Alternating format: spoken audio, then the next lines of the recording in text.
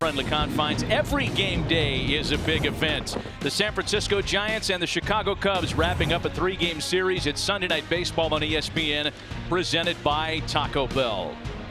Some of the hottest bats in the National League, some of the most distinguished bats in the National League, and a couple of teams that have met in the postseason as recently as just a couple of years ago in the rubber match of their 3-game series here in Chicago.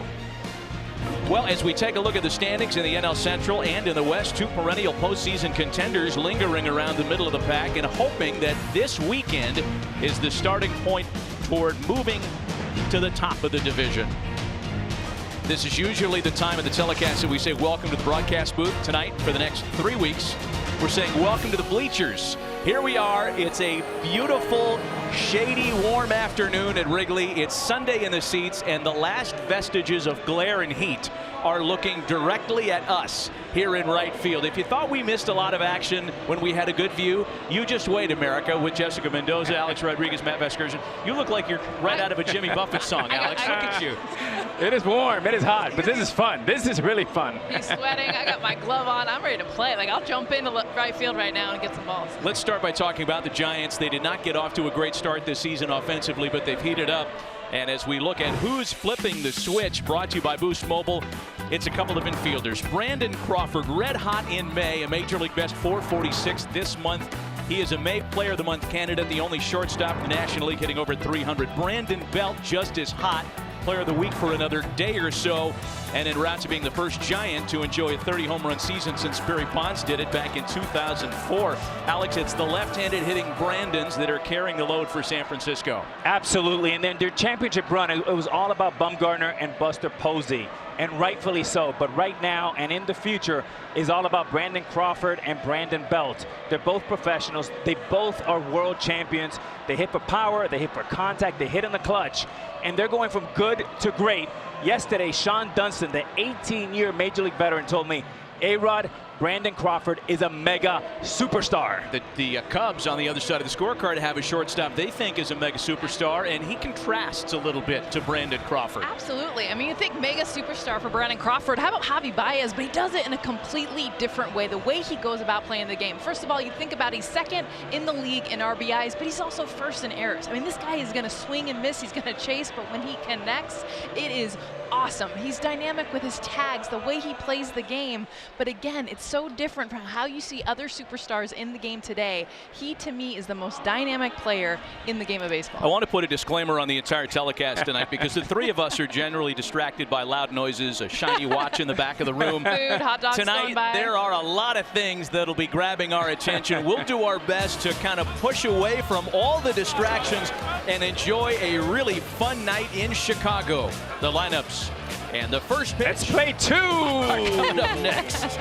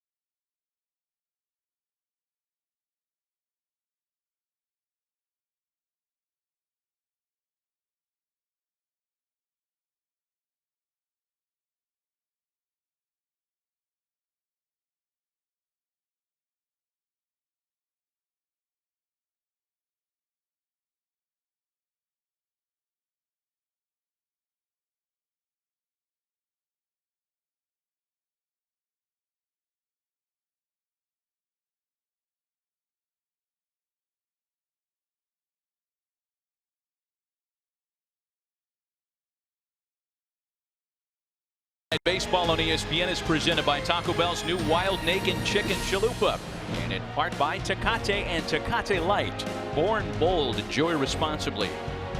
And by State Farm. Talk to an agent today at 800 State Farm. Welcome back inside Wrigley Field, and from our little perch in right, back with Jessica Mendoza, Alex Rodriguez, Matt Vasgersian, Buster Olney with us as always as well, and in a more accustomed position on the field. We're excited for this one. First of 3 straight weekends where we are with the people. Sunday in the seats. Alex, you're the only one that rolled up the long sleeves for this one, by the way. Well, you know, I was on the field earlier with Baez, and that shirt is drenched. I have it in the washer. I might put it back in the 7th inning or something. Oh, so you got a polo on, a short sleeve? Let's take a look at the Taco Bell lineups for the visiting San Francisco Giants tonight. Well, Alex highlighted Belton Crawford as the bats that have been going, but the 2 that need to are Andrew McCutchen and Evan Longoria. McCutchen about 50 points lower than his career average. You know that he's going to get hot, and he usually does in the second half. And then Evan Longoria, he's about 20 points lower than he normally is, and he's a guy that just needs that transition. But those are 2 bats they definitely need right now. Something to watch for the Giants tonight. You can see Pablo Sandoval at second base, making his first major league start at that position. Bruce Bochy telling us before the game tonight he's just looking for a little bit of offensive pop at that position until Joe Panik is back. He is on the mend, along with a number of other notable injured Giants, as you heard Adnan and the guys talk about during baseball tonight. On the mound for the Chicago Cubs tonight is the 28-year-old free agent import Tyler Chatwood. And on his line, what really pops out at you is the 40 walks, a National League high total so far this season. Chatwood coming off a start Tuesday against the Indians that was one he'd prefer forgetting. 2 2/3, 4 earned runs, 6 hits, 6 walks, and 1 strikeout. Yeah, the base on balls have been a concern for Joe Maddon regarding Chatwood's start. For his part, the Cubs skipper is confident that Tyler Chatwood can slow his game down enough, and for Maddon that's the key to have success tonight.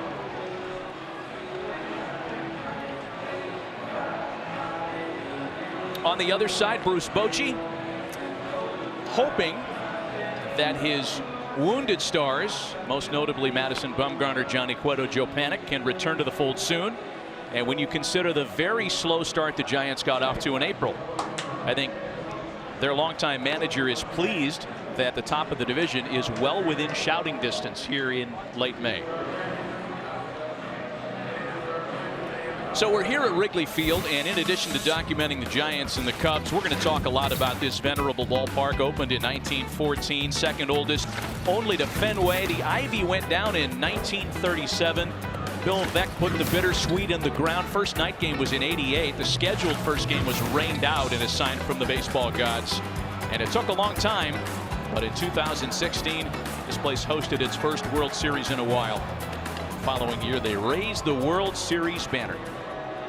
Wrigley Field, since those days, guys, as we've seen today firsthand, has gone through a number of really impressive changes. You know, walking around today, it still has the old school vintage museum feel. And walking around, you still get the benefits of just the modern day 2018. The insides are unbelievable. The air-conditioned bullpens that we could drop down into pregame instead of being down on the sidelines. The bigger dugouts, no one's hitting their head. It's pretty cool, though, I'm telling you right here, to be out in the outfield. This is special. Yeah, on the surface it still looks like it's 1945, but they have modernized the guts of this place to the degree that it is still one of the game's great cathedrals. So we're ready for baseball tonight. And Tyler Chatwood ready to go to work on his 10th starting assignment of the year. Gorkis Hernandez, Andrew McCutchen, and Brandon Belt lead things off for the visiting Giants. And we are underway at Wrigley. With a first pitch ground ball to the left side of the infield. A very efficient start for the former Angel and Rocky. And that's a key for Tyler's first pitch strikes. He throws 51% first pitch strikes. That is the key tonight. Look for him, if he wants to be successful, to get that up to 70 or 80. That way his sinker chase plays, and also the overhand breaking ball, which Joe Maddon thought was his best pitch after the sinker. Here's Andrew McCutchen now. The 5-time All-Star, entering a portion of the season where he has traditionally turned it on. And he could use some good news. Just 5 for his last 29 over his past 7 games. But Memorial Day weekend has been something of a jumping off point for McCutchen the past few years. Well, you think about even last season, the criticism early on and how he was struggling, especially the first half of the season. But you're right, it was really the first 2 months. And then he got red hot in the back end. You know it's there. That one misses up and in. You know, for both McCutchen and Longoria, they look at the first 2 months. This is their trial period. Is the time for them to get adjusted. Longoria, even more adjustments coming from indoor Tropicana to a little bit colder AT&T atmosphere. Turf to grass, different uniform. And he goes from being the face of the franchise to one of the main pieces, but not the face. 3 balls and a strike from Tyler Chatwood. And there's ball 4.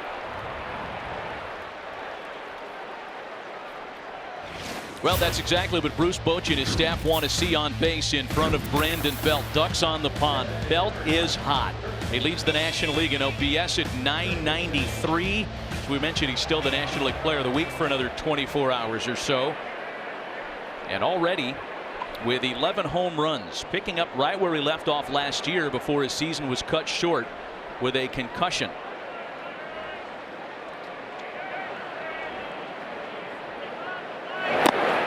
And a swing and a miss from Belt. The Giants, the last couple of years, and even dating back to some of their World Series success years, have lamented the lack of power. So they import some free agents. They get aggressive on a deal. And they're hoping that some of the holdovers, guys like Belt and a resurgent Mac Williamson, who's hitting 7th tonight, we'll talk plenty about Mac, can kind of change that dynamic.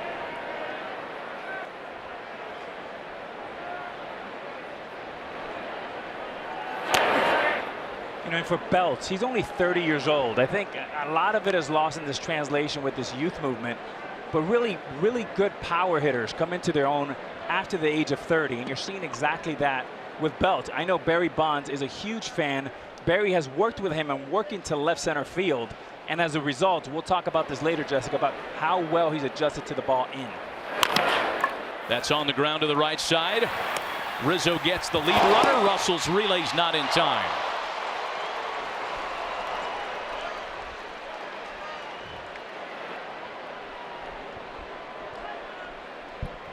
And Rizzo, who's Keith Hernandez-like aggressiveness. One first baseman Belt here to Rizzo. A really nice shuffle. Just a little bit of hesitation. It cost him the double play.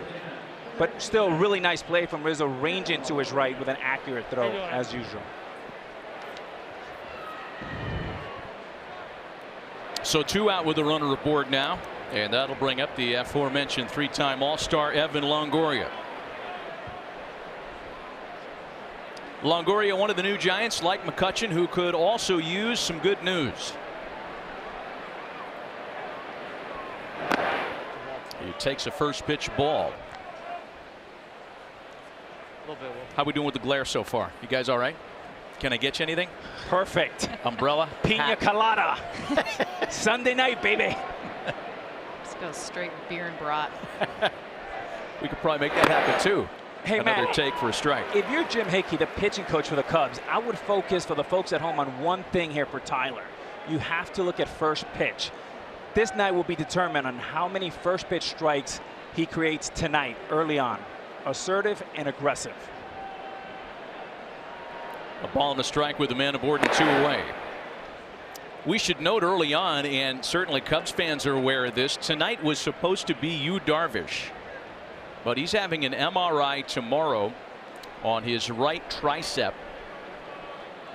And Darvish was a scratch after being put on the disabled list yesterday late afternoon.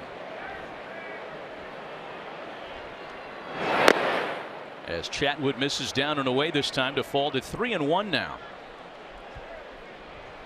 Now, Yu Darvish has not began his Chicago career the way he saw it going when he signed that 6-year free agent deal this last winter. They're hoping they can get him right physically and that he can get back to being himself. Taking all the way is Longoria, and that's already the second first-inning walk from Chatwood. What has been a problem for him all year seems like it's reappearing tonight. But it's not just misses, it's if you look at the misses. You're going to see Contreras set up inside, and then the ball is 2 feet outside. He'll set up low, it's way up in the zone, and I think that's where the concern is, and that's what Joe Maddon talked to us about is when you're missing with your fastball to try to set up everything else, and they're bigger misses. I believe it's got to be something more physical and mechanical, because that's something that it's not just inches, it's feet. Big opportunity for the Giants early with their hottest bat, Brandon Crawford. Crawford's hit safely in 20 of his 23 May games, and as we mentioned a moment ago, he is a big-time player of the month candidate already. And Brandon lays off the first pitch. And as a hitter, this is a delight count. You want Tyler to keep falling behind on the count, and you're looking for a four-seamer right down the middle to do some serious damage. And this is about a good aim spot here for Crawford. Yesterday in game 2 of the series, Crawford went opposite field with a man on, and he took a 3-2 Quintana ball and sent it over the basket. And it was up in the zone, and that, when you look at the numbers of Brandon Crawford and the adjustments that he's made, it's been on pitches up in the zone, hitting almost 600. That's the best in baseball in the month of May. 2 balls and a strike to Crawford now. Something to watch tonight as well is that the middle of the Giants lineup, from Belt through Sandoval, the 3 through 6 hitters, they put together some big-time numbers in their career against Tyler Chatwood. Plenty of experience from Chatwood's Denver days as a Rocky.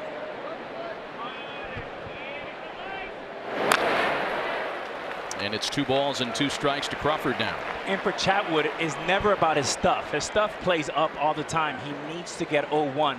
When he comes in, if you're Jim Hickey, the pitching coach, you should say you throw a 2-0 fastball right down the middle by one of the hottest hitters in the game. If you get beat early, move on to the next one. A couple of first-inning walks, and Chatwood trying to get out of a self-inflicted wound situation here in the first.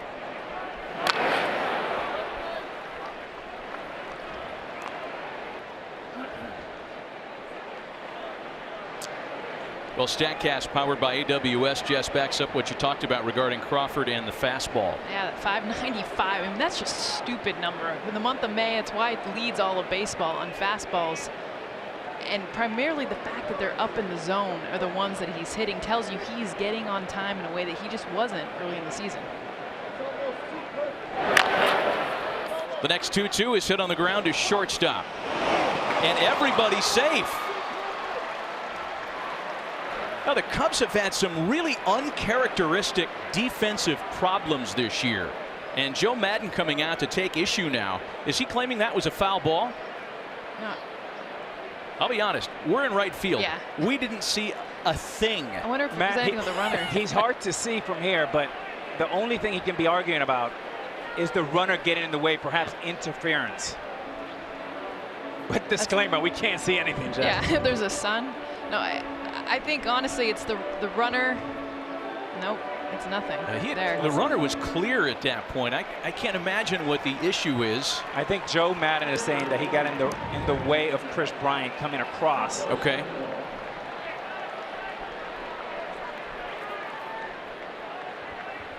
Well, whatever the problem was, the situation results in a bases loaded 2-out opportunity for San Francisco now. And what better way for Pablo Sandoval to begin his career as a major league second baseman, which he's doing tonight. Switch hitter in from the left side, and Chatwood misses way wide.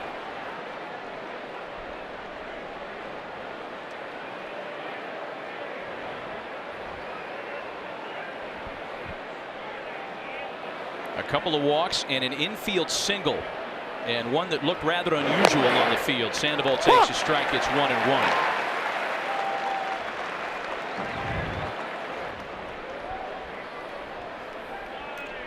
Yeah, I think you're right, Alex.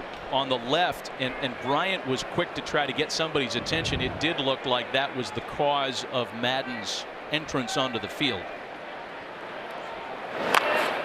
Alex, I've had infielders tell me that in that situation, they will at times just run into the runner to, in other words, force the umpire to make the call. Yeah, and if you make it too obvious, Buster, they'll pick up on that. These umpires are really, really good. And Chris Bryant sold it, but at the end of the day, it was a base hit, is a judgment call for the umpire, and they made the right one. 2-strike count now to Sandoval. The ball in 2 strikes. Chatwood trying to strand him loaded here. And we still haven't seen Chatwood break out the breaking ball. Could be an interesting spot for it right here.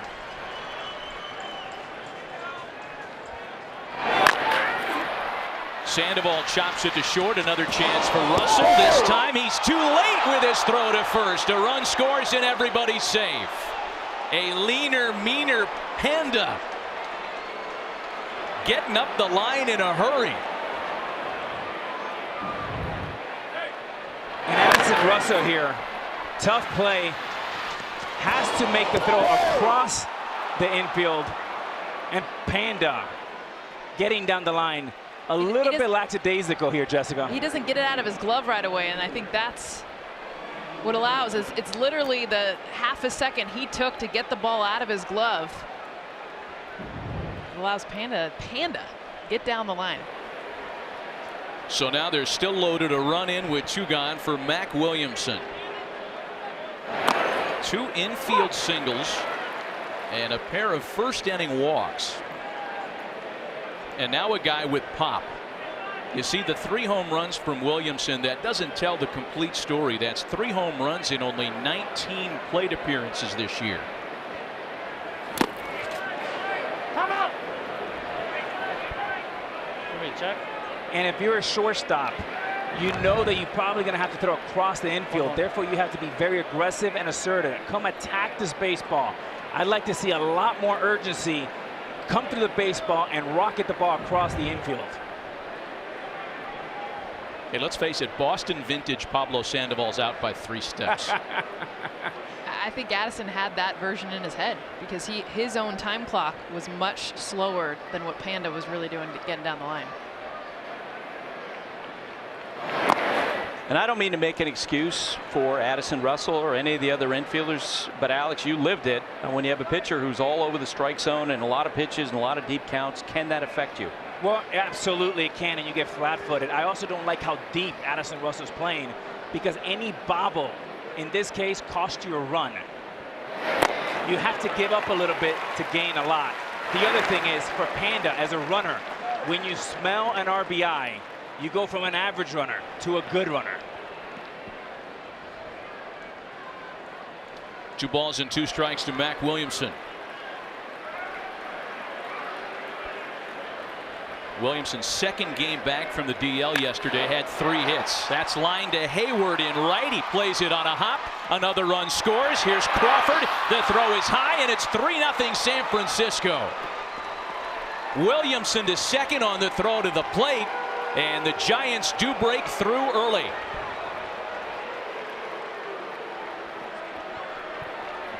And this is a nightmare start here for the Cubs. Falling behind, falling behind. Here's a pitch low, not a bad pitch. Nice swing right here, very hitterish, just flicks it to right field. Love to see that. Base hit, 2 RBIs, 3-0 Giants.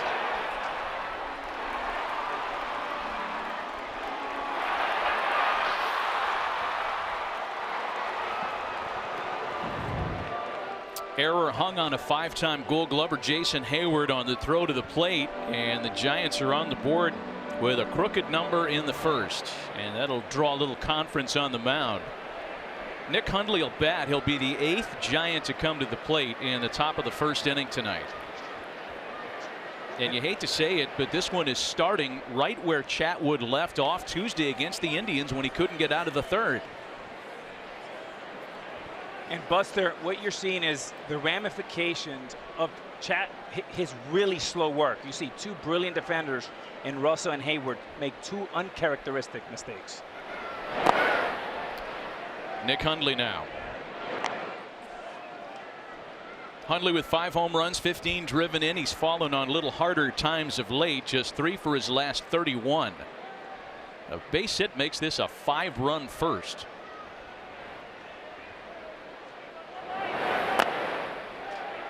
And it's to 2-0 now.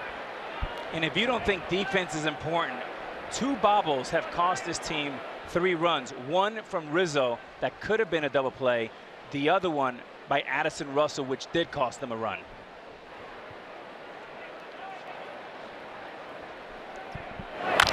Two-0 pitch is hit on the ground at second.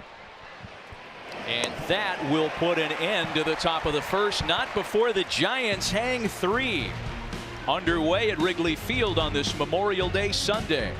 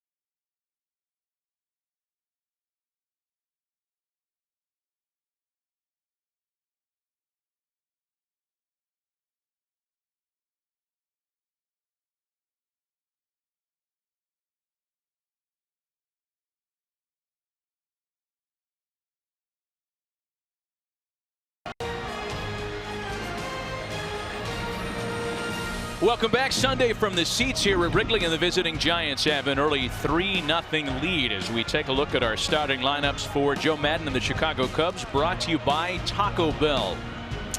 Playing from behind, a little catching up to do, so they said in Animal House. And let's take a look at the Cubs tonight, Alex. And for the Chicago Cubs, offense is all about Anthony Rizzo. He is the heart and soul of this team. He was in 2016. As he goes, the Cubs go. He started slow out of the gates. He's warming up as of late. Keep an eye on him. On the mound for the Giants tonight is their opening day starter, 27-year-old left-hander Ty Blach, making his staff best 12th starting assignment tonight and looking to even up his record at 4-4. He's made a couple of previous starts in this ballpark.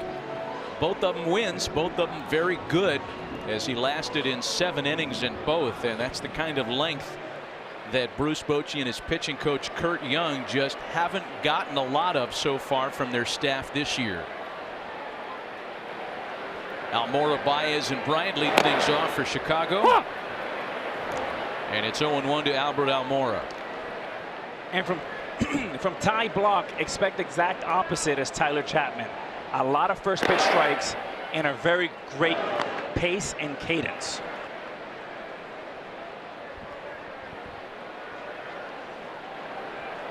Blach, one of the quicker workers in the league. To the degree, Jess, as we talked about on opening day, he doesn't even turn his back to the plate. No, and that comes from Creighton, where he went to college. It's more of a mindset. Catch the ball, go.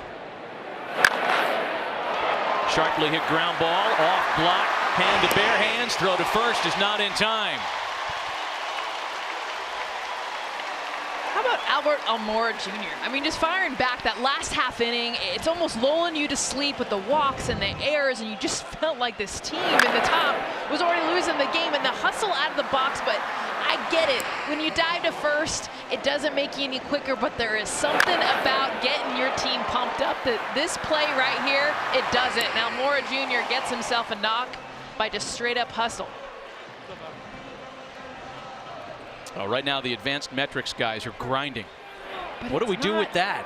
It's an infield single that hit the pitcher. The batter runner slid head first. How do we quantify that? We can't put that on a spreadsheet. Here's Javi Baez now with the leadoff hitter aboard. Matty, the P&Ls are flying. Oh, yes, the P&Ls.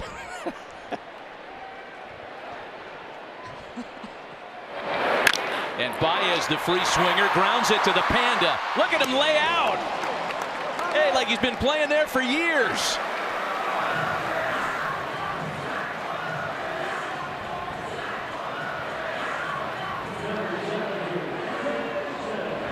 I mean, Panda, there must be something about this uniform. Looking like a young Roberto Alomar.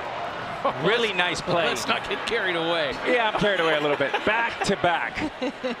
And how about the baseball gods, right? That's what we always say. It finds the new guy in a new position right away. Sandoval tests it twice, makes a nice play.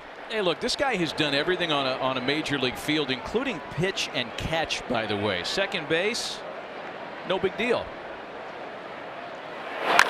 Chris Bryant now, and on the first pitch, a high deep drive out to center field. That one's got a chance, and it's off the base of the wall.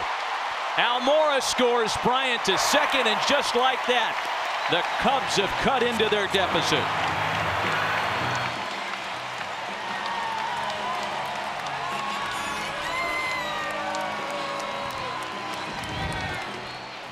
Chris Bryant, he takes a pitch down in the zone and drives it. This looked like it was off out the bat, but he hits it in the deepest part of the stadium, and it was a changeup. Watch him just stay back enough.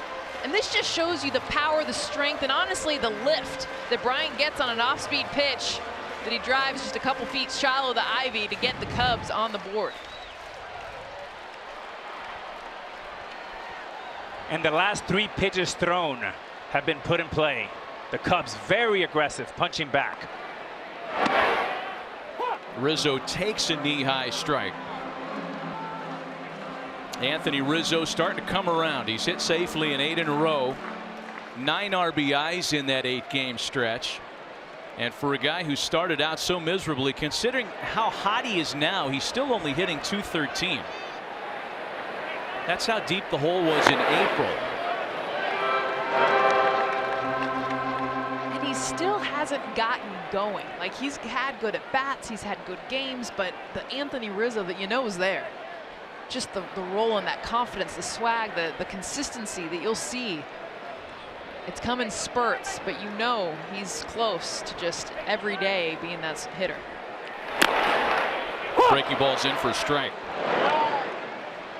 You gotta love Anthony Rizzo. He's an old school player, hard nose, extremely hardworking defender, aggressive, world champion. He's the kind of guy that his power numbers are there. Everything else will catch up for Rizzo, and it will do the same for the Chicago Cubs. Trying to pick up Bryant with a run in. That one off block as well, and off the second base umpire. Bryant sprinting for the plate.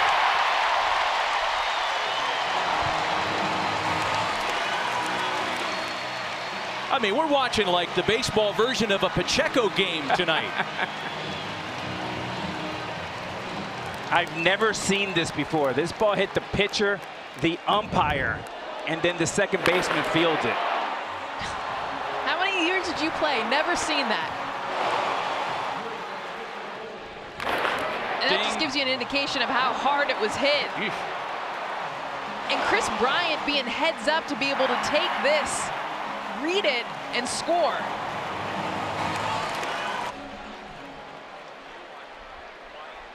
Block was almost able to stab at that and make a fantastic play. Instead, it's a 3-2 lead for San Francisco. Still only 1 away, a man aboard now for Wilson Contreras.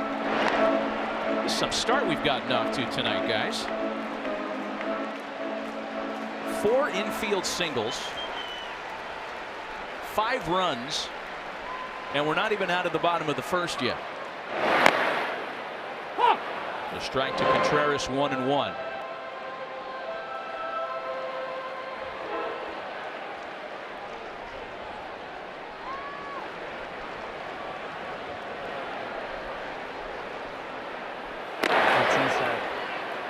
Two balls and a strike. And if you're Anthony Rizzo and you hit a line drive, the pitcher touches it, it hits the umpire, and you get an RBI. If you're Anthony Rizzo, you're saying, boy, there's good things to come here in this summer. We're talking about some big-time loud contact on the balls that have been put in play against Ty Blach so far tonight. Almora's single was 106+ miles an hour. Baez ground ball 106. Bryant Rizzo hit balls on 102.5. And a called strike 3 taken by Contreras. And this has been the best pitch for Ty Blach early in this game. Usually it's his changeup, which is what Chris Bryant hit, but it's the curveball.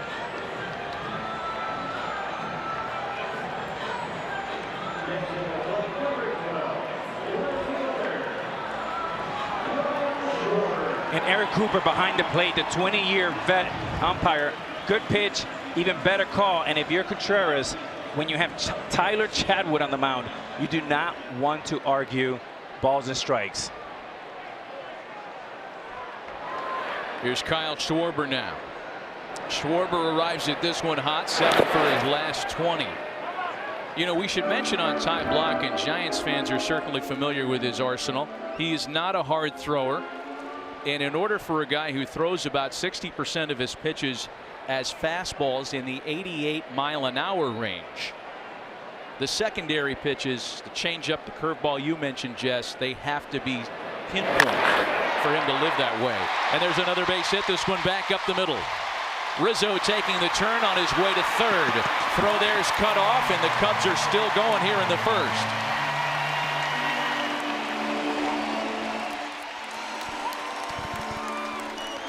You mentioned pinpoint. This is a fastball that was not pinpoint. It was right down the middle. Look at the location of this pitch. And this is where Ty Blach has to be on the corners. And Kyle Schwarber just does a simple job here. He gets that front foot down, barrels it up, finds a hole to get through. But watch the base runner, Rizzo. Coming around the bag. Aggressiveness that we've seen. Alex, you talked about it, them swinging early. And they've been taking the extra base. Well, there's no question that Chili Davis, that was the scouting report. Ty Blach is going to attack you. Do not let him get 0-1, 0-2. Attack him back. They've done exactly that. We have a ball game. You know, because of the way this game has started, neither manager is really worried about saving mound visits. Kurt Young just came out. That's already the 3rd combined in the first inning tonight. There's the tote board.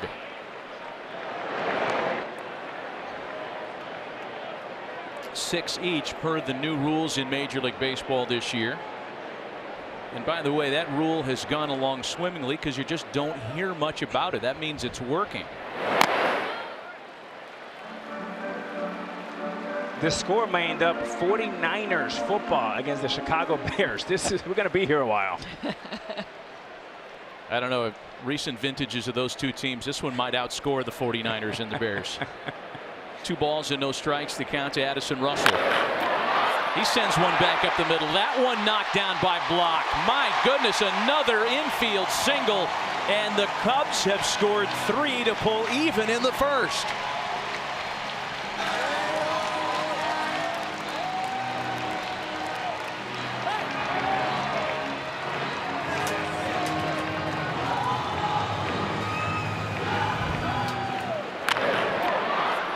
This is the 3rd ball that's hit off his glove or some part of Ty Blach.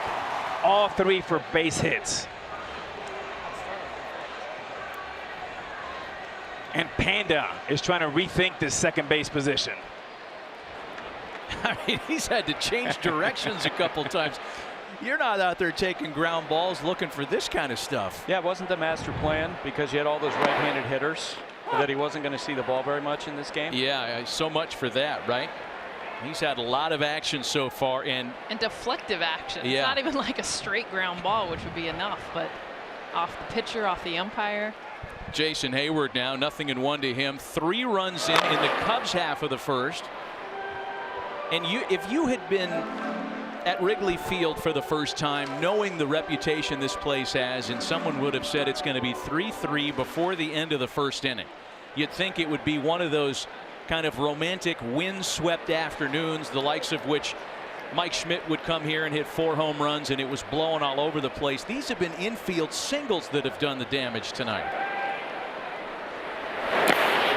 Time out. A ball and 2 strikes on Hayward now. 6 runs in the first inning without a home run. When was the last time that happened? With barely a ball hit out of the infield. Hey, guess what, Tyler Chatwood? You're back to even.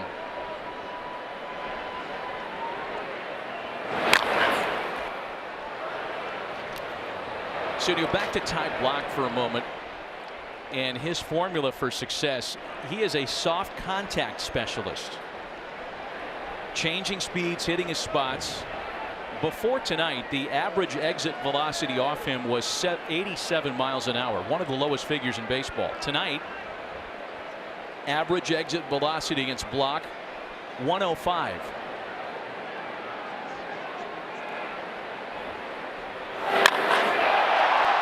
Hayward sends a drive to the opposite field. Great running grab by Mac Williamson to prevent any further damage. Oh, man. Mac, look in your other hand. You don't know what you might find. Just like he's shagging BP.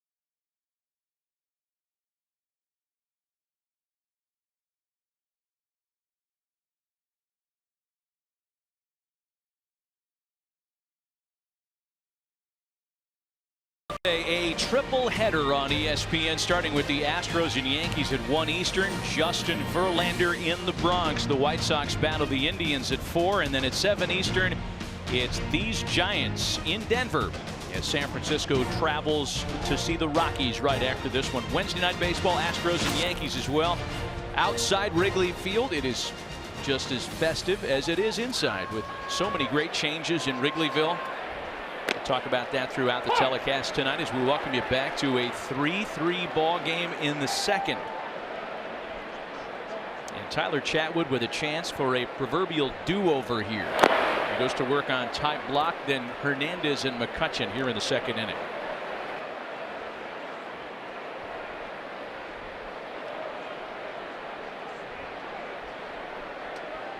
Summer's not officially here according to the calendar yet, but you'd be hard-pressed to tell the folks in Chicago that, because the atmosphere around the lake, downtown, here in Wrigleyville, it's holiday time. The lake looked like the Caribbean today, by the way. Light blue. Hey, look out. Man, that's 3 in a row that have been big misses, too. And that's the thing to keep an eye on with Chatwood is, yeah, the walks, but it's the uncompetitive pitch. Meaning these are pitches that, and this is a pitcher up to bat, but that you're never going to get a swing on because they are such big misses. Ball 4. And this is what we saw in the top of the first inning for Chatwood. And watch Willson Contreras behind the plate. Look at where he's trying to set up. Look at where his glove starts and look at where these end up. This is a difference of about 3 feet.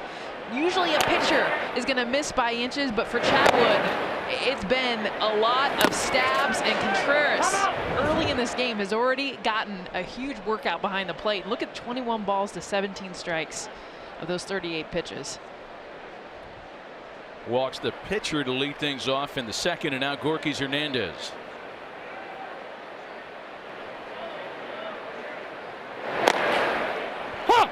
Hernandez was the first out of the ballgame for Chatwood. He swung at the first pitch. Seemed like that was sometime last week already. And since then, it has been real command trouble for the Cubs right-hander. And when you face a guy like Tyler Chatwood, the conversation in the clubhouse goes like this. Hey, what kind of stuff does he have? And they call these guys rock throwers. And that's basically because they have no control. It's like it can go anywhere. Now, the one thing where they can be effective is that they get ahead 0-1, then they become effectively wild.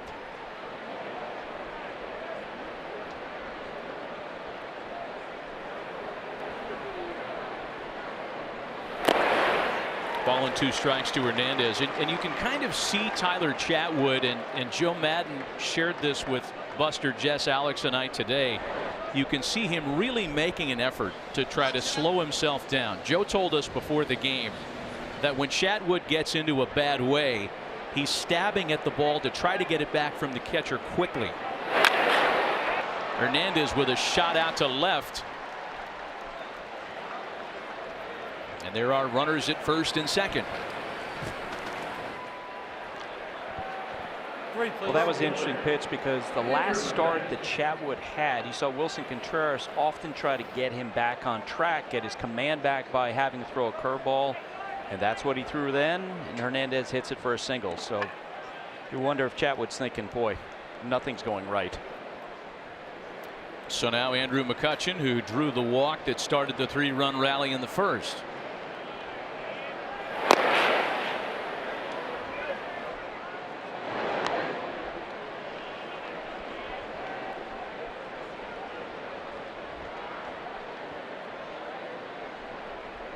Nightmare first inning for Chatwood, and the making of another nightmare here in the second.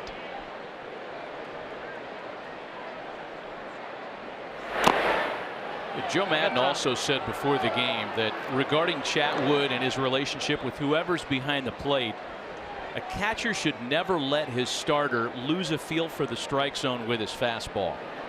That's the catcher's responsibility, kind of tacking on to what Buster just mentioned, to get him out of whatever's giving him a hard time. Yeah, Maddon, and what Joe Maddon means by that is you get the same feel. You see pitchers throwing 4, 5, 6 balls in a row. If you're a catcher back there, quarterbacking this thing, you want to break up the rhythm and mix in a breaking ball. And what that will do, it would change the rhythm. It perhaps gets the pitcher back in the proper slot. Well, even if you give up the hit, and to Buster's point, he came back with the curveball. It got hit for a base hit. But as a defender, you'd rather have that than what kind of gets you back on your heels of ball 1, ball 2.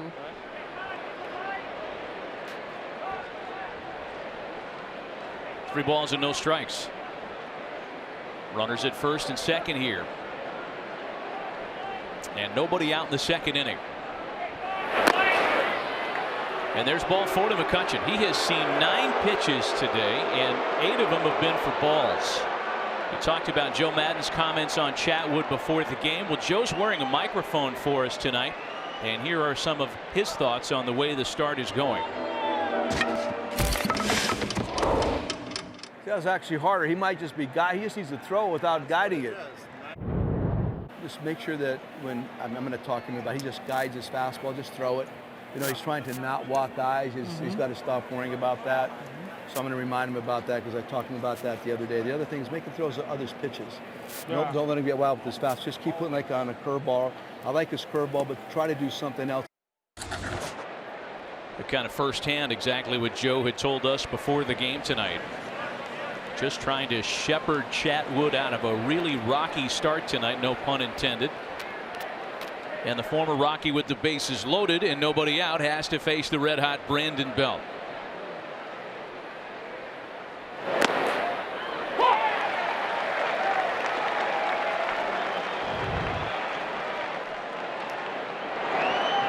This was the mound visit a minute ago. Wilson Contreras really demonstrative with the starter. And then Jim Hickey, the pitching coach, had to come out and tranquilo everything down a bit, if you will. There's a lot of emotion, and as a player, you hate to see that. You can't have two guys fired up. One needs to be the fire, one needs to be the water. And that's part of leadership. That's what David Ross did so well here. And in many ways, it goes overlooked. Well, yeah, Chatwood came in the last inning. I mean, he was screaming and throwing his hat. And so if you've got that behind the plate.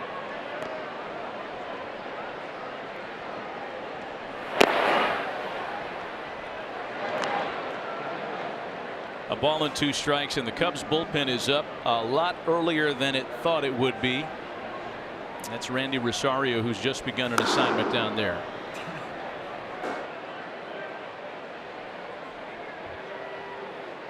Walk, single walk. A ball and 2 strikes with nobody out to Brandon Belt.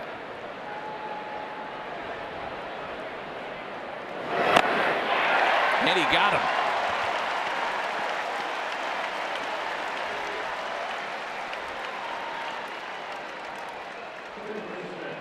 Well, some of the emotion you talked about, Alex, earlier, this was after the first inning. Wait for it. Yeah, there it is. And really what you're looking for is you want to see Chatwood really manage emotions. And when you see the great ones like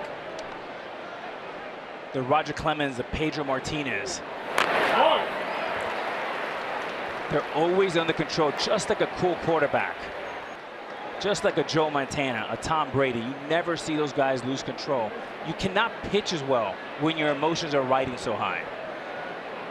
He gets in front of Evan Longoria with a 95-mile-an-hour fastball in around his hands. Block at third, Hernandez at second, McCutchen at first with 1 away.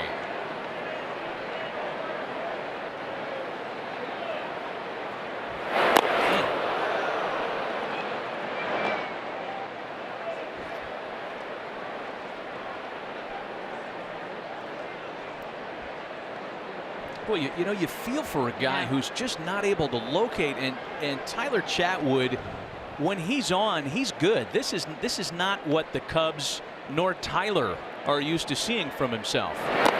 Misses up and into Longoria again. You just get the sense that he just doesn't know where it's going tonight. Yeah, but now do you get where it's almost dangerous? I mean, if you're Evan Longoria, you had 2 at your head, 1 a curveball, this one a fastball, and we've seen probably 5 miss that high. Yeah, and I know he's struggling, but as a hitter, this is not exactly the most comforting at bat. 2 balls and a strike to Longoria. He walked and scored in the first. Bases loaded for him with 1 out here in the second, and now Chatwood wants to think about it again.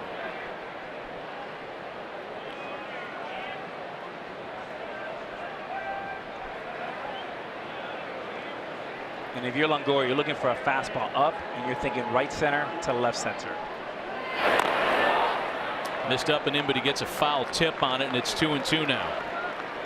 And I don't think Jed Hoyer or Theo Epstein or anybody in the front office is enjoying this tonight so far. And you know, this is the consequence of you take a guy like Yu Darvish. You know, he signs for 6 years. This is his night.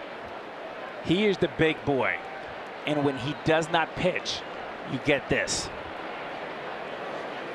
This was supposed to be Darvish again, as we mentioned earlier tonight, but he was put on the DL yesterday having an MRI of the triceps, and that's back-to-back strikeouts for Chatwood here in the second. Well, after getting everything up and in at your head, The best setup pitch for that is this curveball away. And if you're thinking, and you know this better than anyone, Alex, you're going to have that hesitation, that protection of anything that's going to come at you. And to see a breaking ball perfectly located away, and that's exactly what Joe Maddon said is the pitch that can get him back, to get him commanding again. Cubs brain trust hoping that Chatwood can get out of this jam. Brandon Crawford with a first pitch liner the other way, and yeah, bases loaded, nobody out. And Chatwood is out of trouble in the second. Still a 3-3 game in Chicago.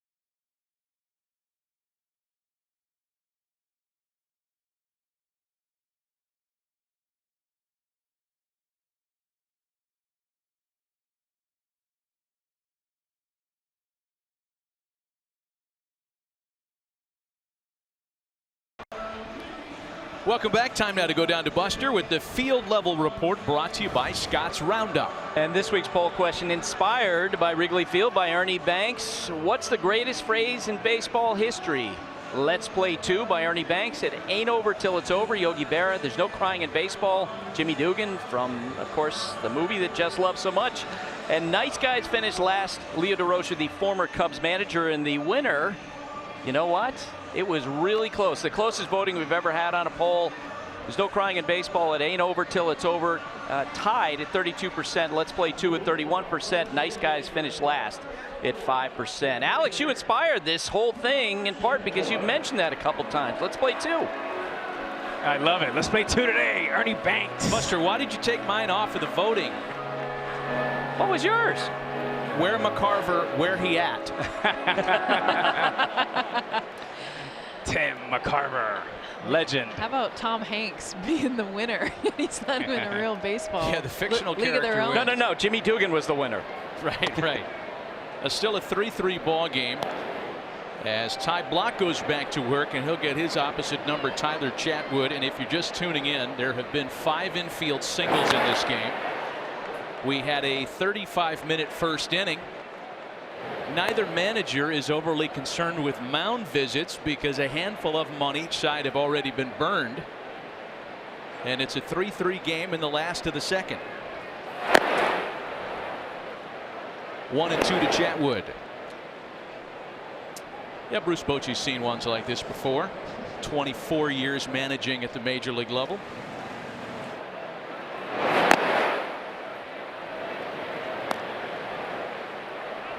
Block trying to induce a swing, and it's 2 balls and 2 strikes.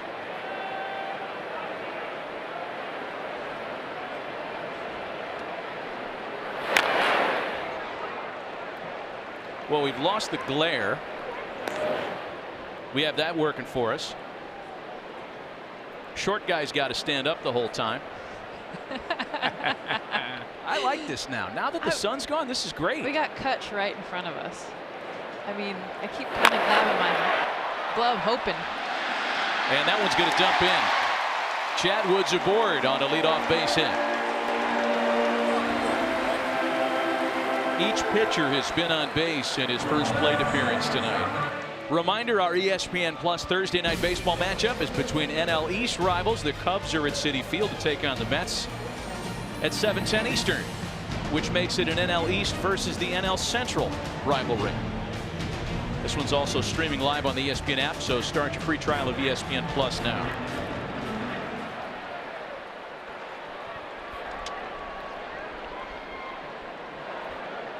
And if you're Tyler Chadwood, you have to be feeling pretty good. You got out of a bases loaded jam, 2 of your best breaking balls. And Crawford, the world's hottest hitter, flies out to left field.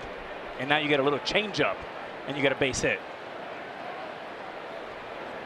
Here's Albert Almora now. He opened the first with a single and scored 1 of the 3 runs.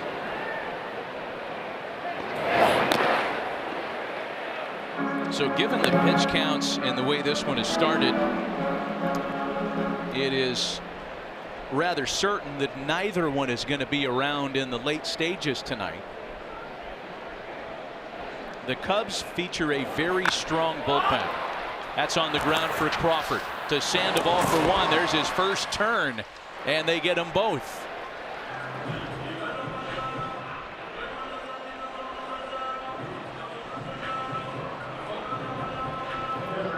Talked about Javi Baez. He's coming up right now in the open, and kind of just how dynamic he is because of what he can do. When you think about him as a hitter, no one chases the ball more, first of all, in baseball. But he also, it's because he can hit so much. He's got one of the best hands, and look at his hit chart. These are all his hits this season. Are you kidding me? I mean, a lot of times you're going to see a dot of like middle, around the plate.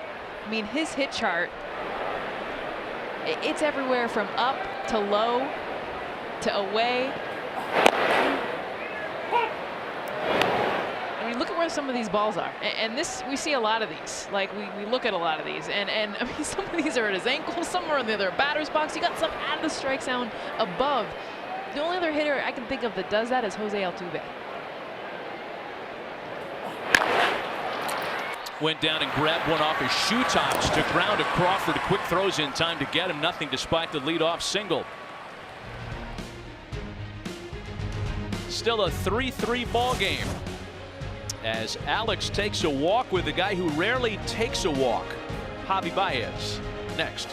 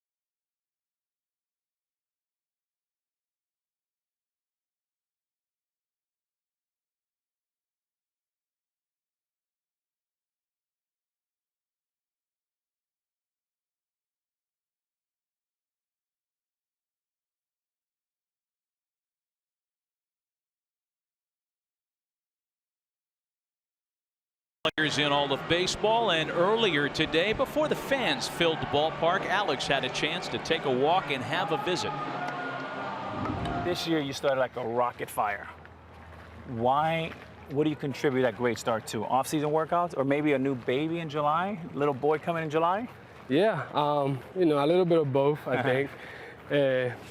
I work this off-season on my swing. You know, I kind of stand up a little bit, and you know, with me with the leg kick and you know the power I got on my legs and jump into the ball, you know, it's hard to make adjustments when my timing is not down. Why have you been better with man in scoring position this year than in years past? That I'm staying short to the ball. You know, I'm seeing pitches, I'm recognizing you know, the pitches out of the sun, and you know, I let pitchers come to me. You know, sometimes I jump in the first pitch. I'm a guy that I get ready from the first pitch, and you know, when my timing is not down, like if I make contact, it's gonna be fair ball because I can swing like pitches out of the sun. So your tag, I've never seen a better tag in the game ever. I mean, I love the playoff one where you tagged it, you went down, and you didn't even look up. That was like Magic Johnson style. Yeah. Where did that come from? Who taught you that? One of my coaches in Puerto Rico, he actually he showed me to get to the back in like stealing situation. Yeah. Get to the back early and like act like the ball wasn't coming, and just at the last second just, you know, grab the ball and tag him. It's a little decoy. Yeah, and I kind of started doing it with my hands instead of my body, and then doing it both ways. It's even quicker. And you know, sometimes like I try to catch the ball in my palm. Show me where. Like right here. And why? So if I go down a little before, I still got my whole glove so the ball gets in, and I'm already going down. If you can have dinner, 4 people and you, who would those 4 people be? I mean, you and J-Lo.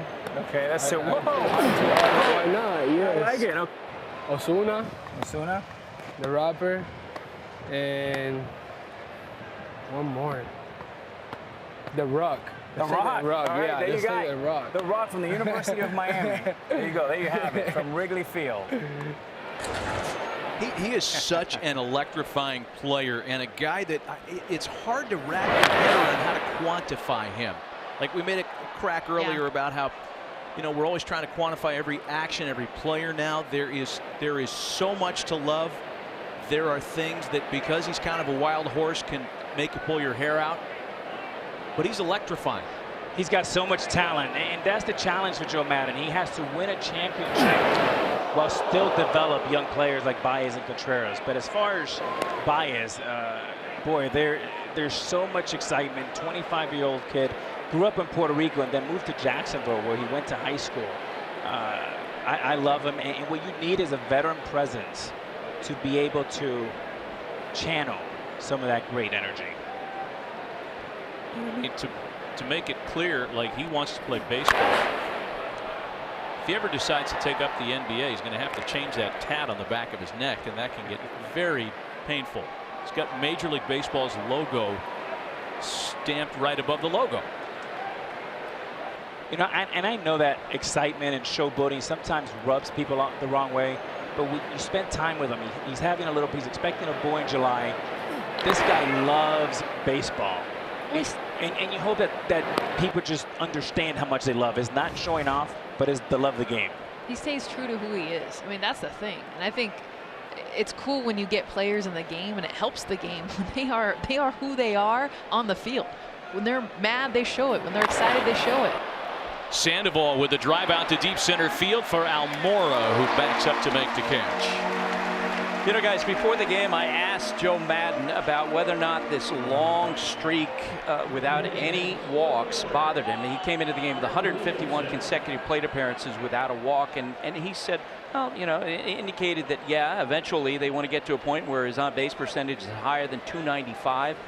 But then he noted all the things that he does great: the power, the energy, the fact he's driven in runs, the defense, and he said, you know, now's not the time for that conversation. One gun for Matt Williamson. Well, just to button up on Baez, I mean, he is still very much a work in progress, right? His rookie year, he struck out over 41% of his plate appearances. That's just not sustainable. You're just not going to stick around very long if you keep that up. And he has made a great adjustment to that. He now strikes out around the league average.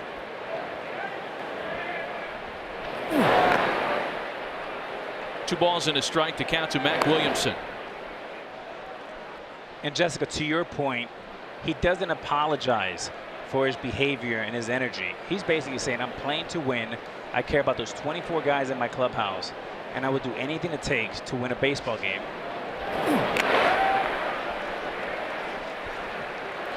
I saw him in an elevator a couple of years ago, and I tried to rub that logo tattoo. I wanted to find out if it was real or if it was one of those henna things that you buy at the mall at Hot Topic. And it was in there. Like that's pretty hardcore. Like a removable tattoo? Yeah. No, he loves baseball. It's permanent. It's always strange when a guy is so flamboyant and has so much excitement, but then when you talk to them and you spend 20 or 30 minutes, they're so respectful, they're so soft-spoken. And he was asking me, how do I get better? And you don't expect that from a guy like Baez when you see all the... Well, even the interview, like you kind of almost expect him to be like how he is as a player, but he's super chill. And Williamson goes down swinging. Whatever ailed Tyler Chatwood in the first and the early stages of the second seems to be behind him. That's 5 in a row retired, including 3 strikeouts.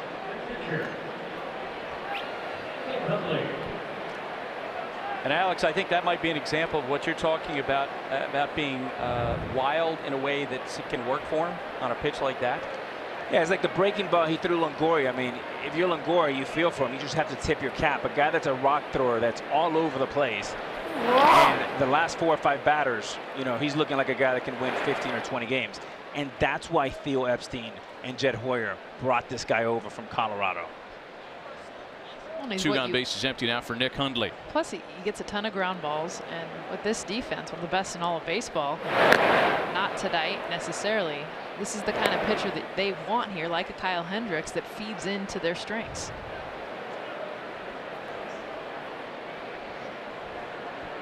Was the mound visit the key?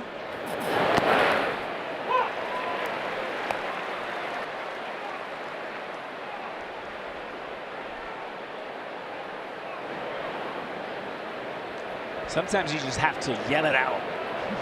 There was 3 people yelling: Hickey, Contreras, and Chatwood. 2 balls and 2 strikes to Nick Hundley now.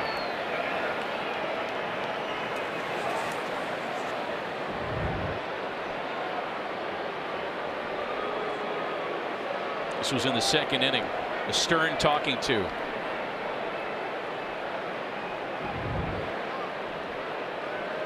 And you know, Tyler, to his credit, just kind of listened and took it all in.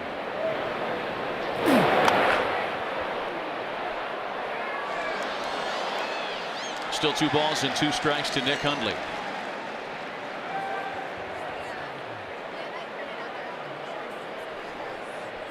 That's the view from across the street. Is that behind us? Is that on Sheffield? Waveland? No, that's left. That's Waveland. Another slider fouled away.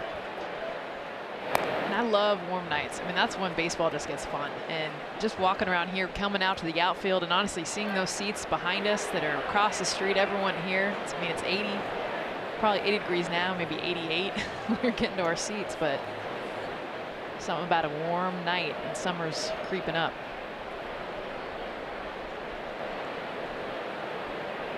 Still 2 balls and 2 strikes to Hundley with the bases empty. A 3-3 game. On the ground and up the middle for a base hit.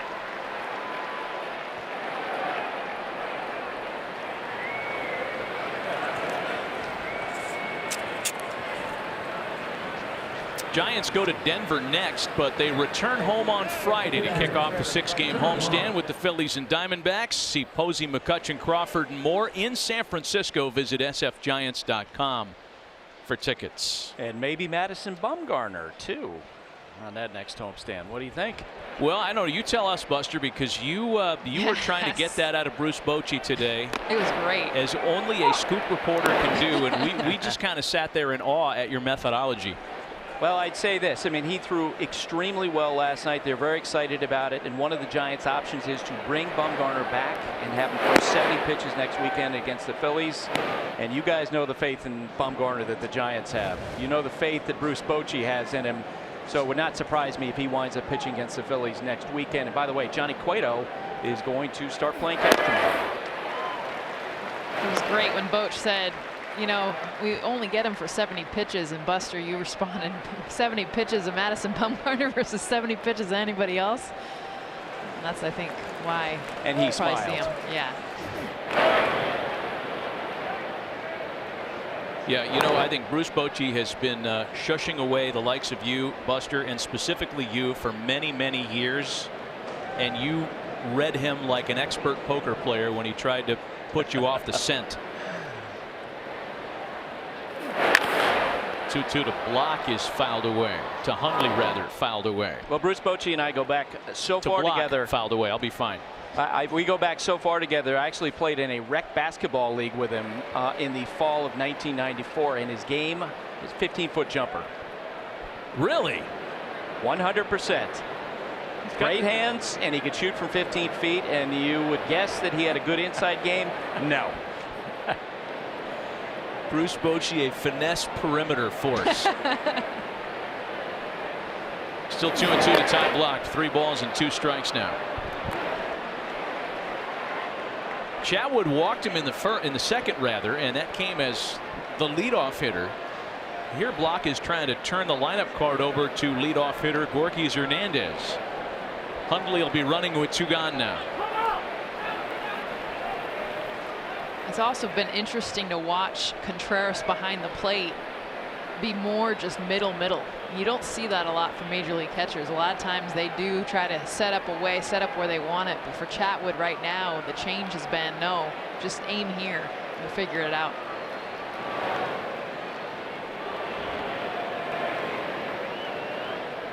And the hesitation here on the 3-2 pitch. Contreras wants one pitch, and Chatwood wants another. Let's see who wins out here.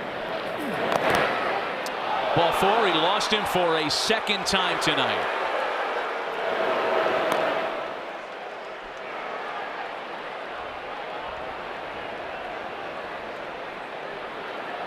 And you get the 3-2 pitch very close, and you'll see Eric Cooper flinch. And the reason why you do not get that pitch, Eric Cooper's not going to reward Chatwood for being all over the place. Yeah. So first and second with 2 gone now for Gorky Hernandez, who extended a hitting streak with his second inning single. He's hit safely in 9 in a row. And that one comes back over the outside corner, 0-1. Hernandez now 8 for his last 14 at the plate.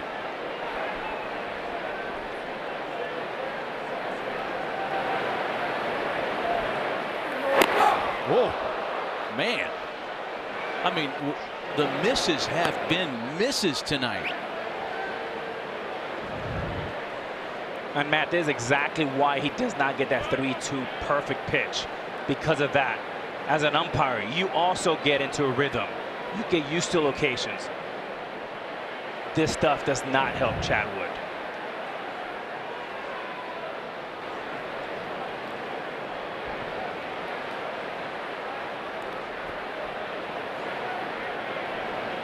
A ball and a strike to Gorky Hernandez. Bounced up the middle. Smothering it is Russell. He flips to second, not in time, and it's another infield single tonight.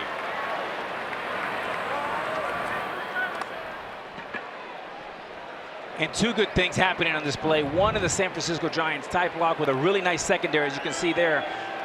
And another one, Russell saving a run by ranging far to his left. Good play all the way around. Well, here comes Joe Maddon, and I think he's seen enough. He gave Tyler Chatwood a chance to work out of it. At one point, Chatwood retired 5 in a row, but with 2 out, the bases are loaded, and it'll be an early exit for the Chicago right-hander tonight. A pitching change, and we'll be right back.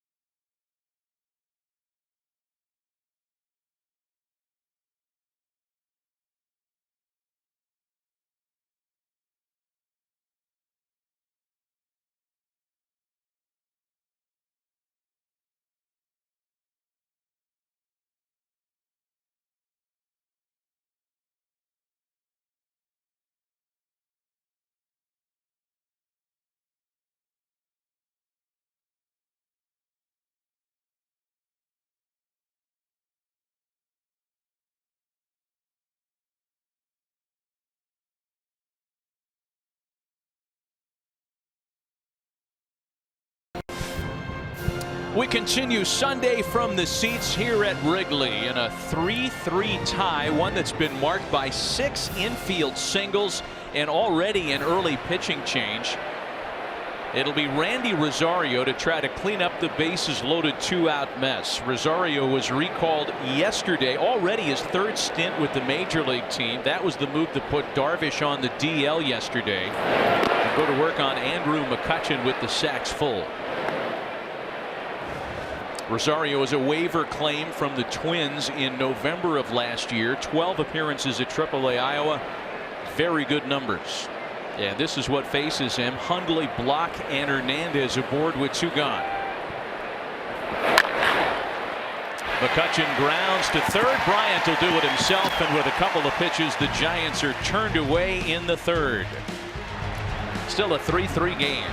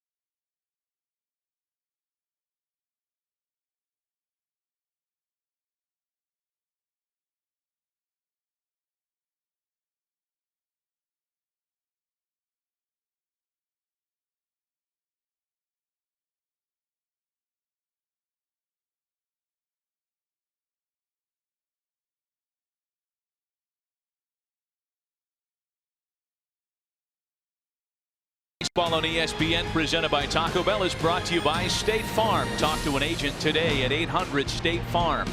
And Coppertone. Coppertone Sport is proven to protect. Well, if the Giants are unable to win this one tonight, they might well look back at the last 2 innings and the bases loaded situations that they failed to capitalize on, including bases loaded, nobody out in the 2nd. 3-3 ball game. San Francisco got 3 in the 1st, and it was quickly countered by 3 in the Chicago half of the 1st inning. So here in the last of the 3rd, Ty Block will go back to work, and he'll get Bryant, Rizzo, and Contreras, the meat of the Chicago order.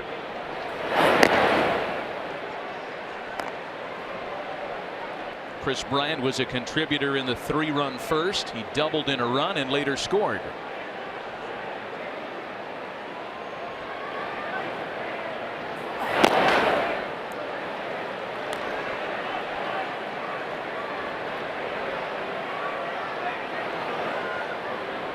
In that inning with bases loaded, they had Belt, Longoria, and Crawford. You'd think they can at least score 1, maybe 2 or 3. Yeah, instead, nothing in the 2nd, nothing in the 3rd, though that 3rd inning opportunity came with 2 out.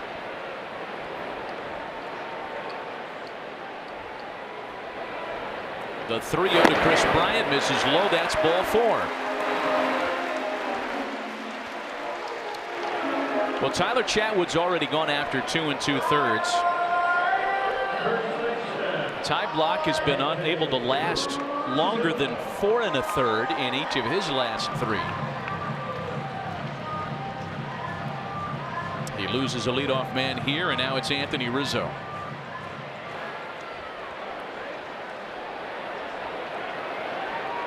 Rizzo singled in a run and scored in the first.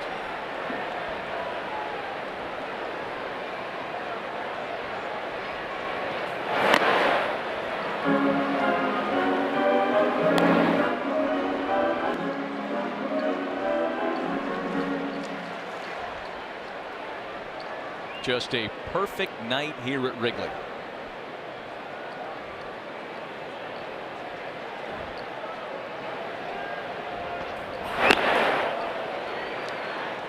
And on the appeal, no swing. It's 2 balls and no strikes. You know, Giants starting pitching in general, it's not just a Ty Blach issue. San Francisco has gotten 6 or more out of a starter in just 5 of their last 19. A variation of what you see on your screen there, less than 6 in 14 of their last 19. Yeah, Madison Bumgarner and Johnny Cueto could not come back at a better time, and Cueto still got a bit, but I think that's why that's the biggest news for this team. And there's a lot of guys, including their closer, that's been out, Joe Panik, but this team is just different when Maddon is on the mound. 3-0 pitch misses off the corner, and it's a 4-pitch walk to Rizzo. Back-to-back walks open the home third. Well, here's the whole equation. The staff numbers for the Giants. The ranks are not very flattering, and if you want to really cut it up into microcosms, if you will, as Kurt Young, the pitching coach, comes out for a visit, it's a totally different staff with and without Cueto and Bumgarner. Obviously, right? You talk about 2 starters of that caliber.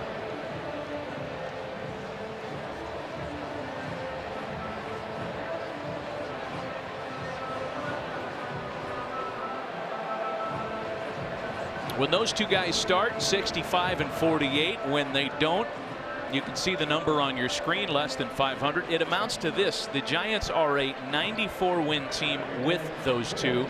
They are a 94 loss team without them.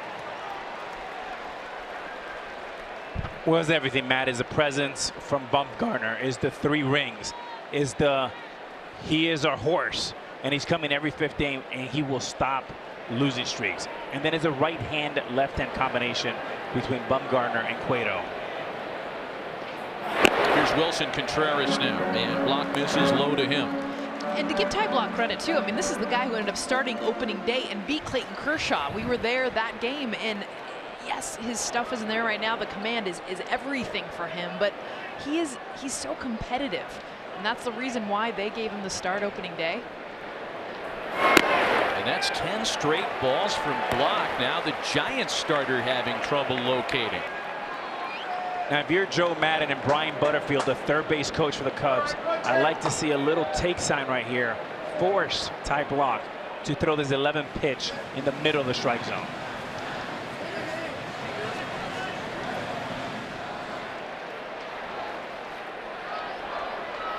Opponents with runners in scoring position against Blach this year hitting .360. But there's just been nothing to swing at for Wilson Contreras so far, and he's now in front 3-0. San Francisco bullpen getting hot with Pierce Johnson.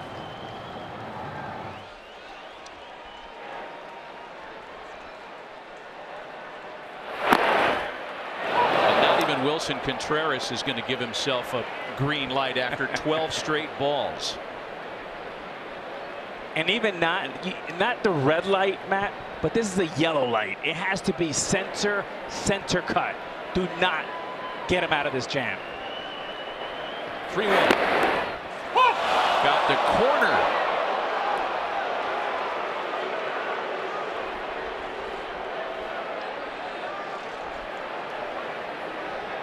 Is this Eric Cooper just I'm done with all the balls? Because that's not a strike.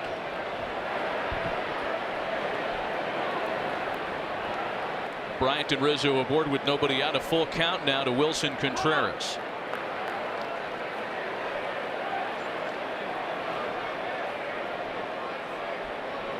Ty Blach started the night with the highest ground ball percentage among all National League starters. He could use one to get out of this jam here.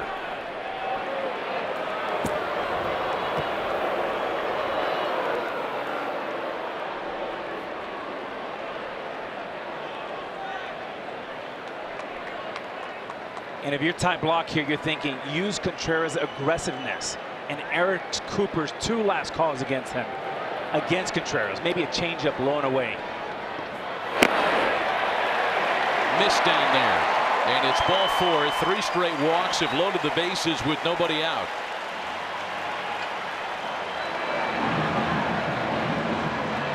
I do not love the fastball in there by Ty Blach. The reason why, he's been expanding outside. Eric Cooper's helping you out there. Let Contreras' emotions get in the way of this big moment. You force yourself in with the fastball in, put the pressure on Contreras. Low and away. Cubs set up on a pretty good opportunity here to take their first lead of the night. Bases loaded with nobody out for Kyle Schwarber, who has singled this evening and is 8 for his last 21.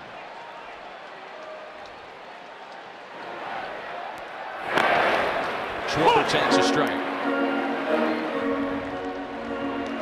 You know, just looking around since we're up here in right field, just kind of watching Gorkys Hernandez and Andrew McCutchen trying to stay involved with all the bases on balls, with all the long at bats.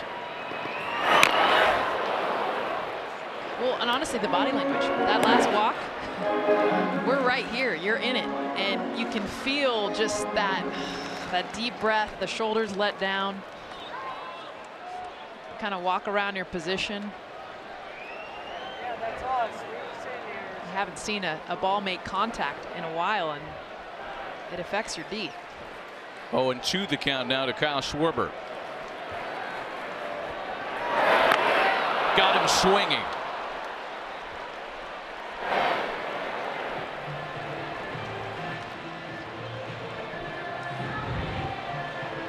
And one of his best breaking balls here. Very nice depth. It starts the strikes. It ends the ball. Now you're 1 pitch away here from getting out of this inning. And the reason why you get that swing right there, it was set up by the sinker in. Here's Addison Russell now. And it's a fastball in that starts Russell with the strike. Bryant, Rizzo, and Contreras all walked. And the strikeout to Schwarber. By the way, Kyle Schwarber now 0 for 8 with the bases loaded this year. And it's 0-1 to Addison Russell. Breaking ball fouled away.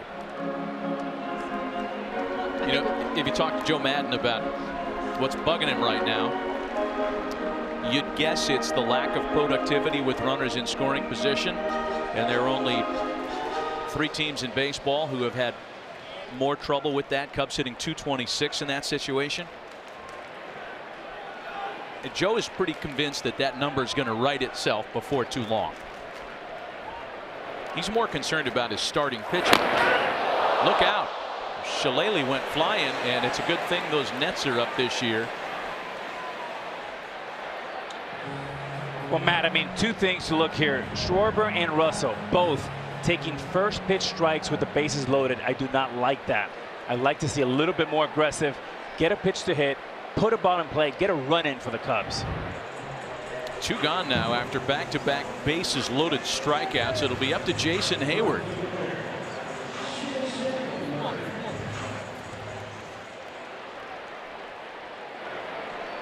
Well, the Giants left him loaded after getting there with nobody out in the second. Blach trying to turn that fate to the Cubs here, and the first pitch breaking ball misses up and in.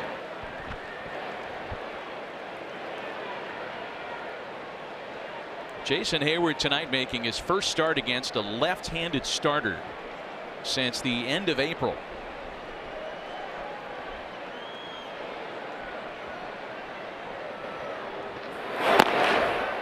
One and one. And if you're Chili Davis, the hitting coach for the Cubs, you're thinking less angles, less exit velocity. You're thinking approach. And the approach should be the first good pitch I get, I'm going to whack it right into the gap.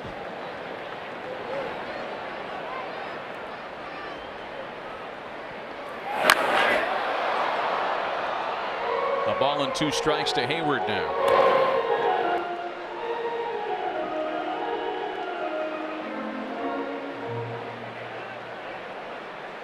And after that swing right there, Jessica, he is set up for a good breaking ball.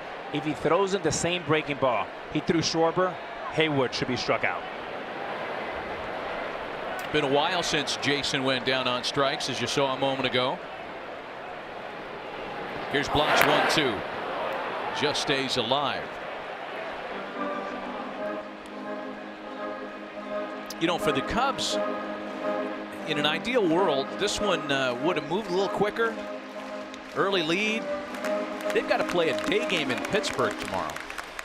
Ouch. I mean, that, you know, this is not the kind of night they want to be dawdling along here 3-2 with a bunch of bases loaded, nobody out, no score situations.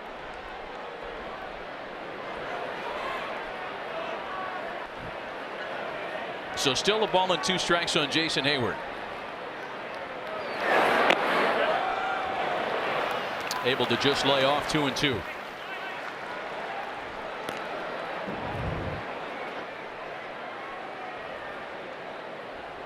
That's that big sweeping breaking ball that he used to strike out the left-handed hitting Kyle Schwarber. Good take.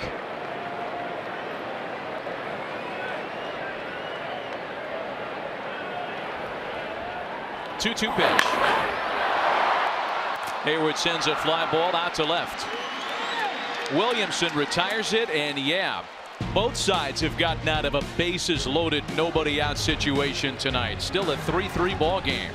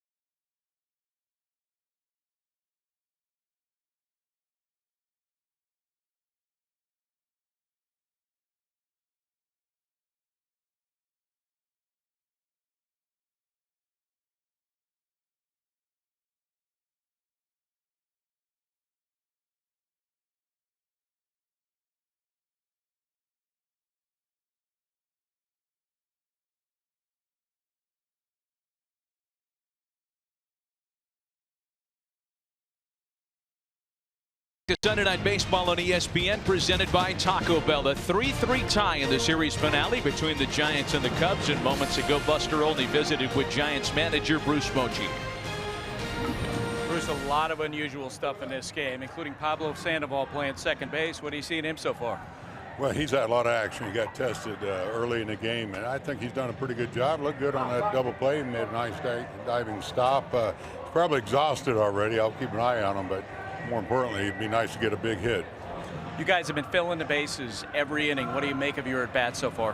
Yeah, I mean, 8 guys left on the first 3 innings. You know, we had a Hardy order up, but their guys made pitches just like Block did in that inning to get out of that. It's just it's a lot of action, and pitchers are making pitches when they have to. Coach, thanks. Well, pitchers making pitches when they have to is one way to look at it, but man, bases loaded, nobody out.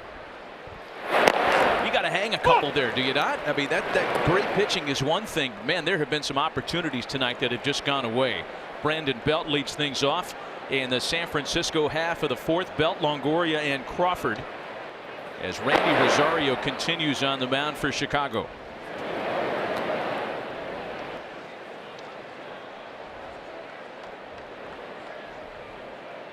Rosario threw 2 pitches and got out of the bases loaded. 2-out jam left behind by Tyler Chatwood in the third. Little length looked for here as he misses outside to Belt. 3 balls and a strike.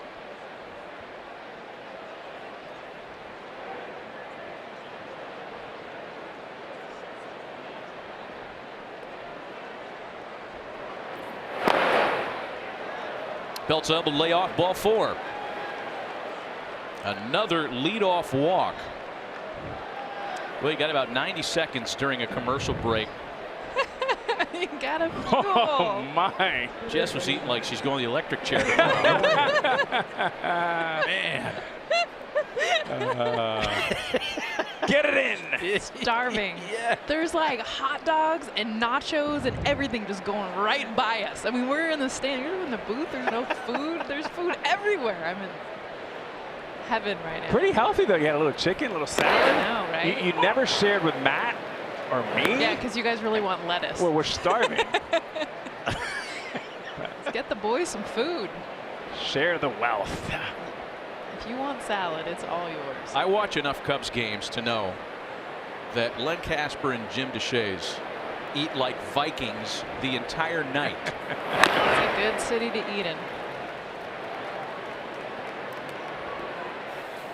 Chicago dogs, though. I'm telling you, if you're going to go big, go non-salad. I would love one of those right now. We're just waiting for a better offer. Nah. Chicago dog. I got the Len Casper actually gave me the lecture. Google Celery salt. Google the Dan peppers. Aykroyd line from The Great Outdoors. It'll give you my thoughts about the hot dog. I'm on the Google right now. Base hit into left field. Longoria is aboard on his first knock of the night. And it's a 4th inning that opens with promise for San Francisco.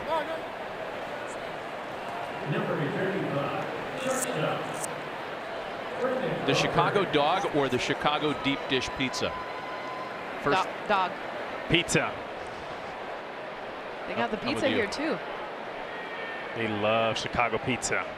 Yeah, it's like the deep. It's like a pie, right? They don't call it pies. here's Brandon Crawford Oh, now. stop, Jess, as if you don't know. Come on. I remember going to that place last year with you. You killed it.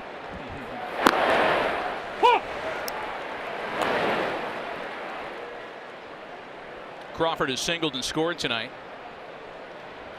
Started the night hitting .446 in the month of May.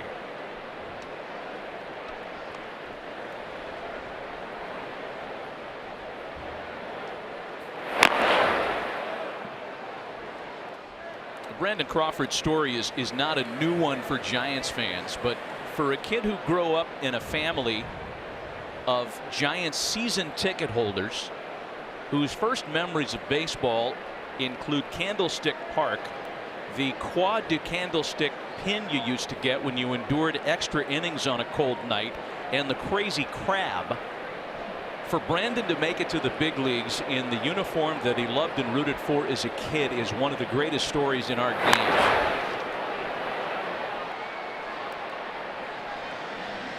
And he's done some pretty cool things on the field, including this. How many big league players have homered against their brother-in-law? Crawford did it this week in Houston against Garrett Cole.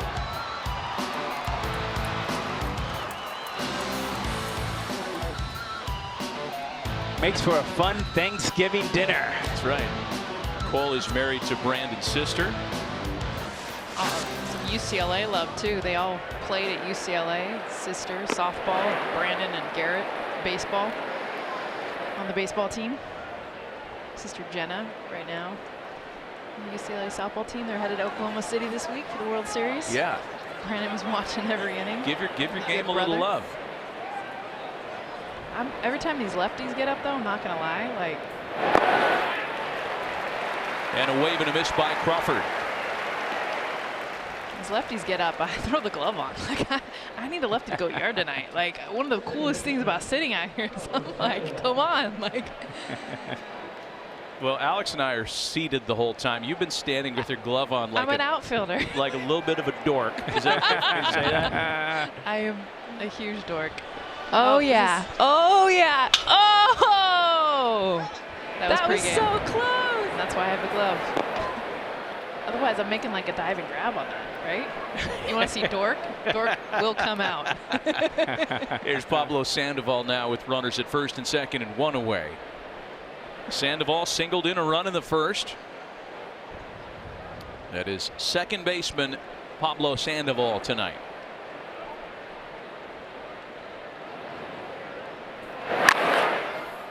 You know, it's easy to look back on the decision that Sandoval made to go to Boston, a very lucrative 6-year free agent contract.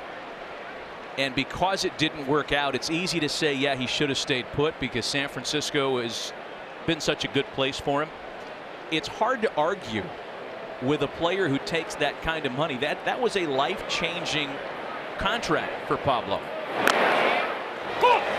The Giants felt like they made him an offer that was close.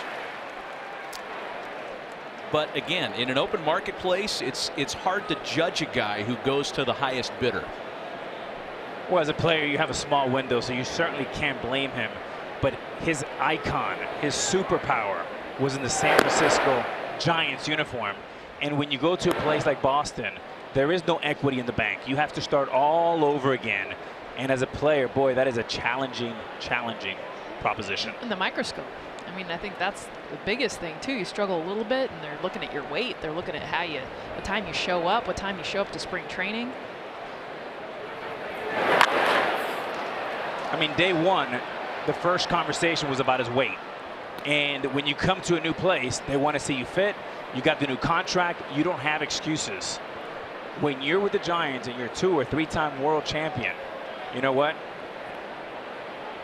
Much larger margin for error.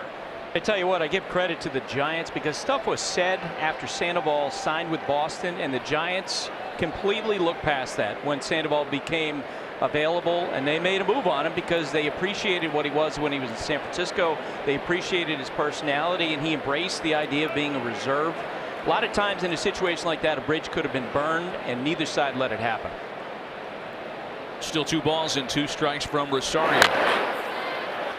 On the ground to shortstop. Russell flips to Baez for 1. Relays in time to get the Panda this time. He beat one of those out in the first.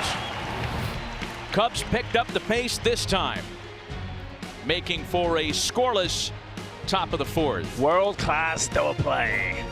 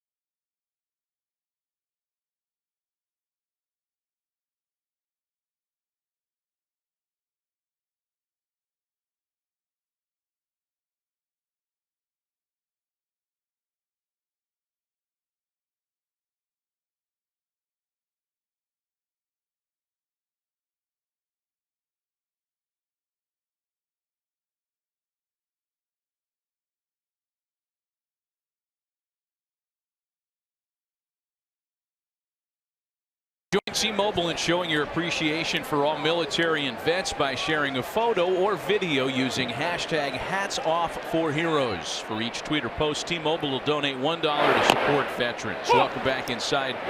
It's still a 3-3 ball game as we hit the bottom of the fourth. Randy Rosario will make a rare relievers plate appearance here, leading us to believe that a little bit more will be expected of the young left-hander on the mound. It'll be Rosario, Almora, and Baez here against Ty Blach, who survived 3 straight walks in the third. Got a couple of strikeouts and a fly ball to keep the Cubs scoreless. 2-2.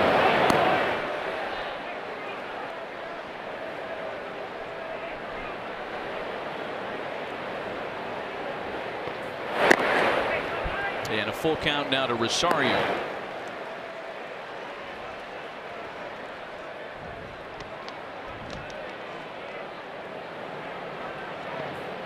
Blocks 3-2 pitch, and he loses a leadoff hitter on a walk for the second straight inning.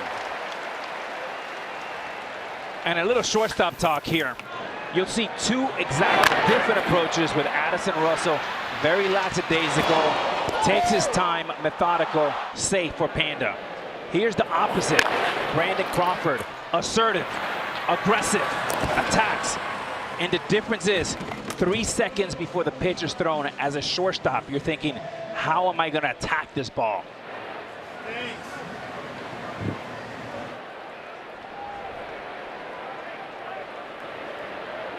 Here's Albert Almora now, the top of the order after the leadoff walk. And you know, the defensive aspect of Brandon Crawford's game is so under-celebrated.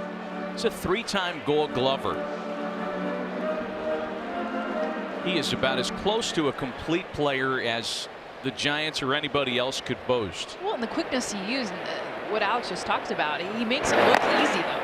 And as much as there is flash in the game, and you love the Derek Jeter 5-6 hole, hopping up, throwing the ball to first base, Crawford does the same stuff, but he makes it look easier because he's so smooth, so consistent, and yet he's not talked about when you talk about some of the best shortstops in the game.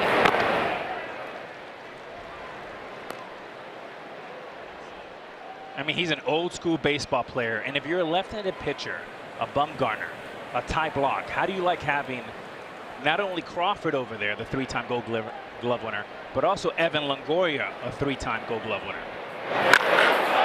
2-1 pitch is hammered out to center field. Hernandez will play it off the wall. It caroms all the way back for McCutchen. Rosario into third. Perhaps a base runner who was used to being on base would have scored on that ball, but Randy Rosario reached base for the first time in his professional career when he drew that leadoff walk. And Matt, that's a great call. If you looked at Rosario, there was probably about a 3-second hesitation. Feet cemented. He never took a secondary, never took off. Anybody else in that roster, even the slower ones, should score standing up. Well, the biggest was Gorkis Hernandez because of where it hit. It didn't hit the ivy. It hit that hard part of the wall to make it ricochet. Should have been an easy score. Instead, it's runners at second and third, and the combination of big-time exit velocity and the bases on balls have led Bruce Bochy to make his first pitching change of the night.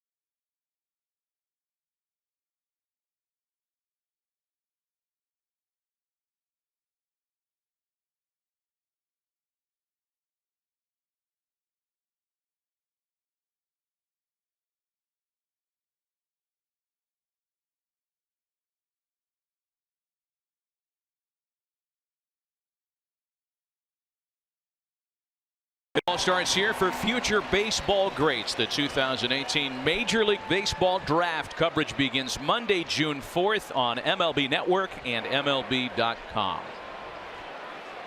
Well, Ty Blach is removed in favor of a guy who was a first rounder, speaking of the MLB draft, back in 2012 with the Cubs.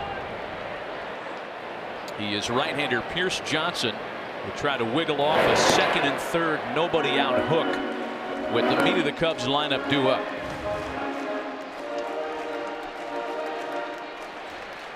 Johnson's had his number called often already this year, making his 22nd appearance. He was a waiver claim by the Giants last September, and he comes on in a double switch. Kelby Tomlinson takes over at second base for Pablo Sandoval. Boy, and there's the old Javi Baez. You want to define Javi Baez in one swing. I mean, because it's a beautiful swing, but when it's 2 feet outside, it's hard to. We showed his hit chart, his last at bat. Sometimes he reaches balls though, and that's the thing. He'll reach pitches off the plate and take hacks at ones even further.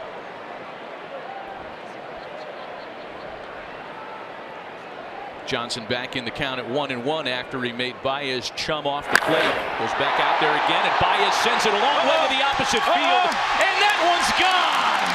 The good and the bad of Javi Baez in consecutive pitches.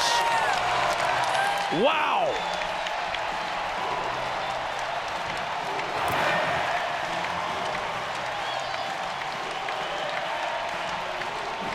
And Matt, you're exactly right. The highs and lows of Javi Baez. A cutter, 92 miles an hour. A pitcher's pitch. And Javi Baez with tremendous power to right center field. Good reach, solid leverage. And strength. To be able to hit that pitch opposite field where that was located. And Matt, a little dancing in the bullpen. It's become a Cubs tradition ever since they put it down there a couple of years ago. Chicago has its first lead of the ball game. And it's been a while since a Cub has gotten to this RBI plateau before Memorial Day. Back in '05, Derek Lee was the last to do it. 3-run dinger by Javi Baez. And if that's not the story there, from one pitch swinging at a cutter that's a foot outside, and then being able to shorten up and hit a ball, a nice line drive to right center field seats, that's a lot of growth in 1 year. A ball and a strike to Chris Bryant. With that 3-run home run, Baez RBI total of 42 has now given him the National League lead in that category. Eugenio Suarez of the Reds had taken it for a while, but it's Baez back on top of the pack and headed for the All-Star game in D.C. in about a month and a half, by the way. Bryant with a swing and a drive. That one's well hit, but playable for Hernandez.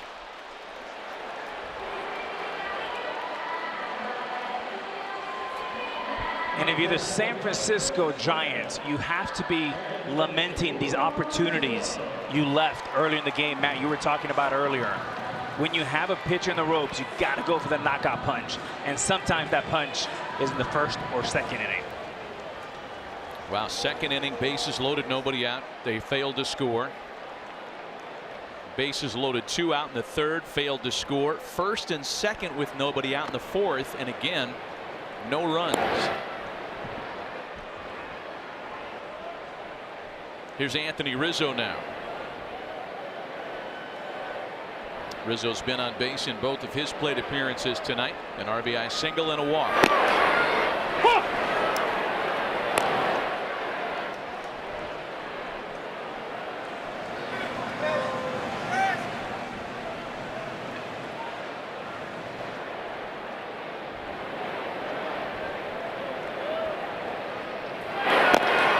You know, usually you'd say in a matchup between these two teams, if it becomes a bullpen game, advantage Joe Maddon and the Cubs.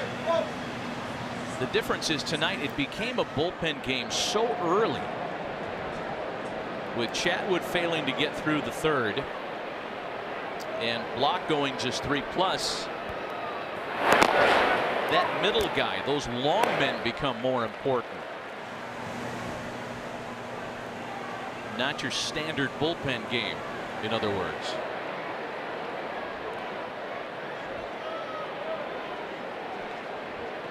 Three balls and a strike to count to Anthony Rizzo.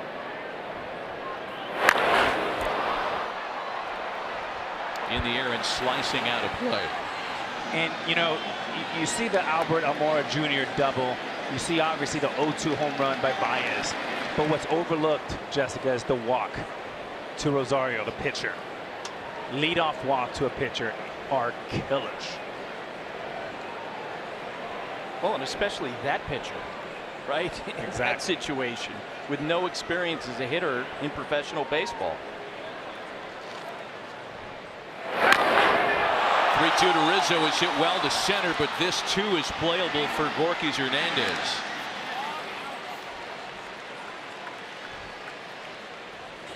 The feedback continues here in the right field bleachers. Look at Alex. I mean, he's trying to help him out. He's gonna eat my hand. He spilled it on his white shirt. Jeez, can dress him up, but can't go anywhere. I'm like fighting an alligator. That is the best dog I've ever had. I hope so. Thank you, Chicago It Cubs. was gone in Amazing. 2 bites. 2 bites. Three. I almost lost a finger trying to move your mic. You can't even move the mic. You got plans on 4th of July on Coney Island? You got a hot dog that'll trumpet? 0-1 the count to Wilson Contreras. What else are we gonna try? Where's the pizza? I think it's en route. Poor Matt's had nothing. It's better that way, trust me. It really is. It's better for all of us. Yes, the pizza just got here. Yes. Yes. This is embarrassing.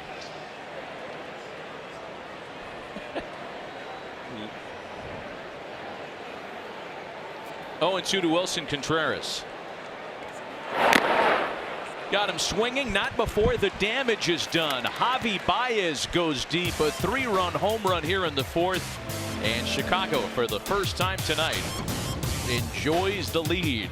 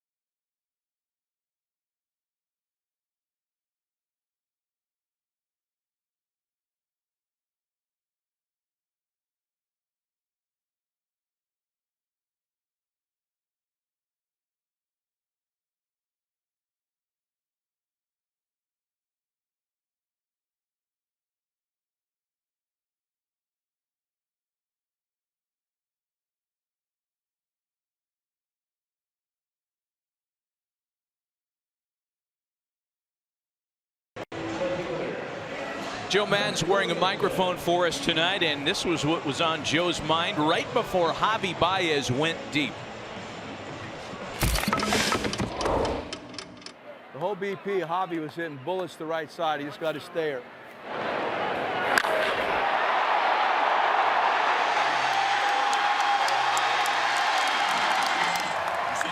his BP today? That's what I said to him. I just said it to him. He had every single ball on the right side. Every single one. That is so good. That's so that is good. spot on. Karnak Maddon calling a shot. Just watching him in BP, seeing where his swing's at. And then he gets credit for it because he's got a mic on. Right, yeah. It's one thing if you, hey, I said it was going to happen. It's documented. This is where the called shot took place. Babe Ruth, Charlie Root.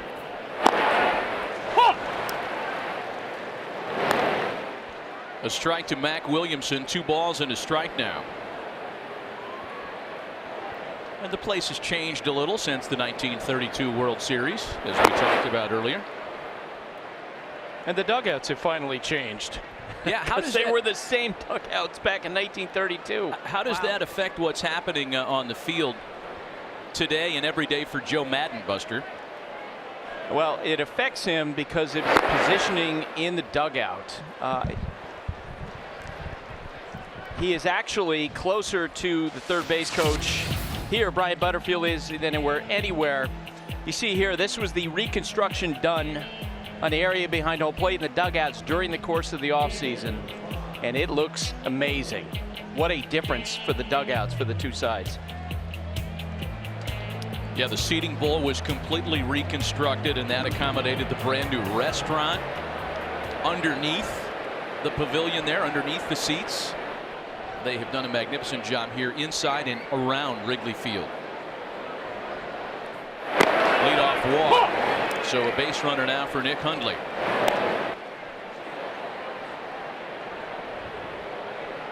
And you see how close Joe Maddon is to third base coach Ron Wotus of the Giants. That's how close he is, of course, to his own guy, Brian Butterfield. And rather than flash him signs, he actually speaks to him verbally, gives him from the dugout. He said there's no other stadium in baseball, no other ballpark that this situation is like that. 0-2 to Nick Hundley, as we can show you the spatial relationship, if you will, between Joe Right there. and the field. Yeah. That's how close it was in high school.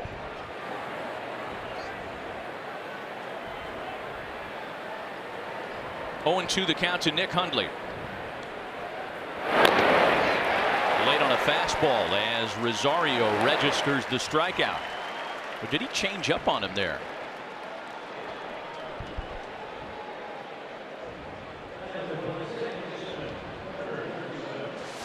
As we mentioned earlier, great action tomorrow. A triple header for your Memorial Day viewing pleasure. Astros and Yankees. Justin Verlander visits the Bronx tomorrow at 1 Eastern. White Sox and Indians at 4, and then at 7 Eastern, these Giants in Denver. Wednesday night, Astros and Yankees, and a week from tonight, Jess, Alex, and I will be in the seats. Buster patrolling the field in Houston for the Red Sox and Astros.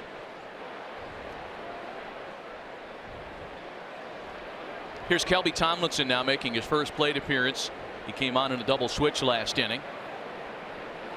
1 out, 1 on for Tomlinson, who will likely end up with 2 or 3 plate appearances tonight, despite being a non-starter. He takes a strike.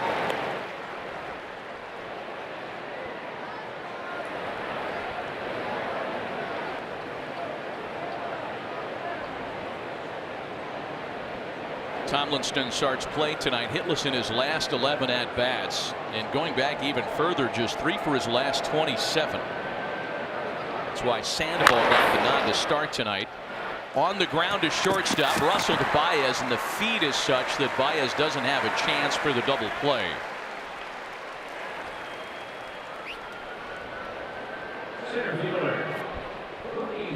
Nice play by Russell here to Baez. The minute this ball is hit, you know there's no chance for a double play. So Baez doing his best act of a first baseman. Well done.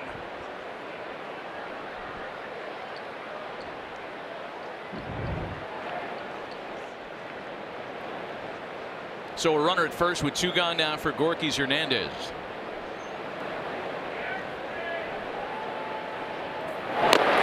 6 infield singles tonight. The biggest swing, the 3-run home run by that man, Javi Baez.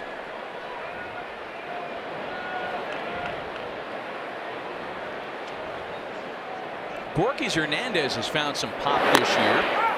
Waving a miss and a snap throw down to first. Who gets away from Rizzo and gets Tomlinson to second base.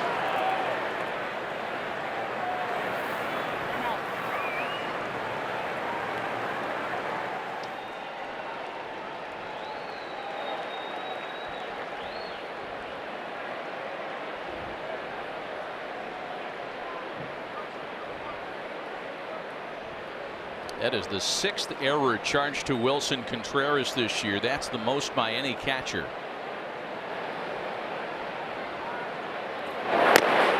Doesn't matter, a swing and a miss by Hernandez. It's a scoreless 5th turned in by Rosario.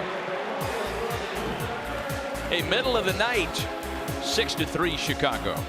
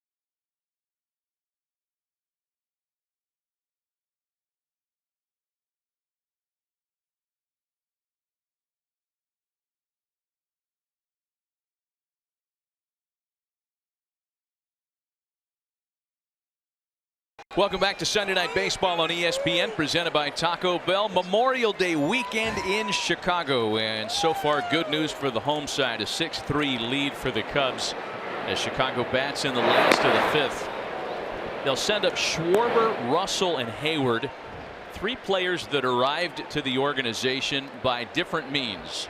Schwarber through the draft, Russell via trade, and Hayward via the free agent market.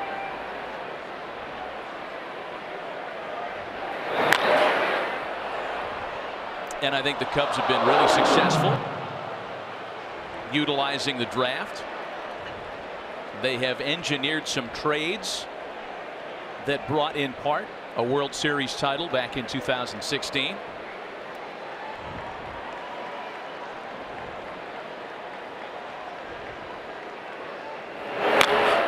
And they certainly have the financial wherewithal, Alex, to spend the free agent dollars.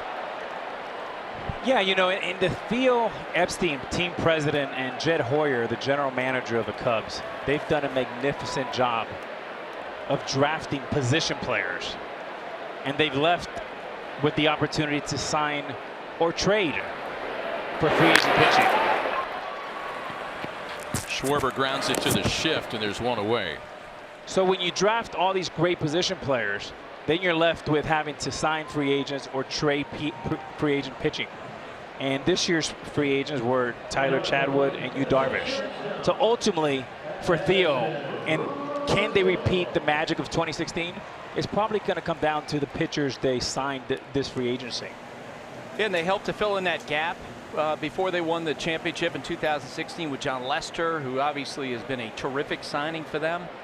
With Darvish and Chatwood, let's face it, it's an open question at this point. Are these guys going to live up to the investment, $164 million? And you did get the sense, being around the Cubs this weekend, that there is a question about whether or not these two guys are putting a ton of pressure on themselves, knowing how important they are as investments for the Cubs.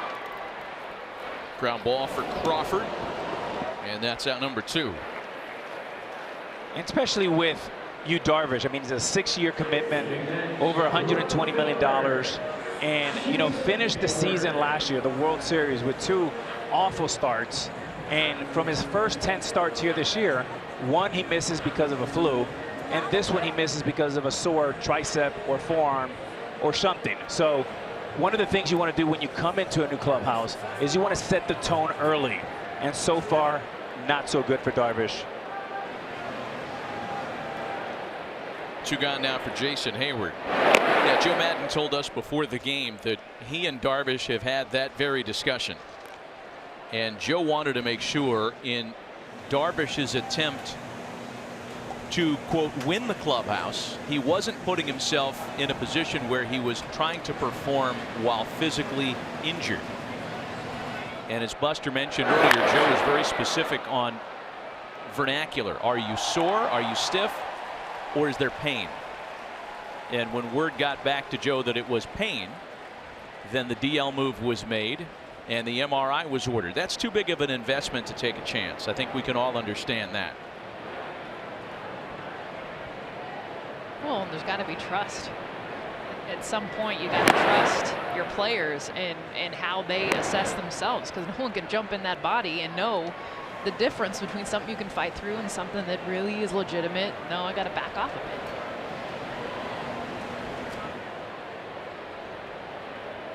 Two balls and a strike to Jason Hayward. And Matt, we were talking about, you know, equity when you come to a new team and setting the tone. You end up losing the privilege of saying, I don't feel well today. The one thing that I respect so much about John Lester is, you know, many years, over 200 innings. You have to be able to post every day. As a player, you respect your teammates, even if they give it up. Go out there and compete every single night. Hayward into the corner. An extra base hit for Jason Hayward, who's hustling around second on his way into third with a 2-out triple.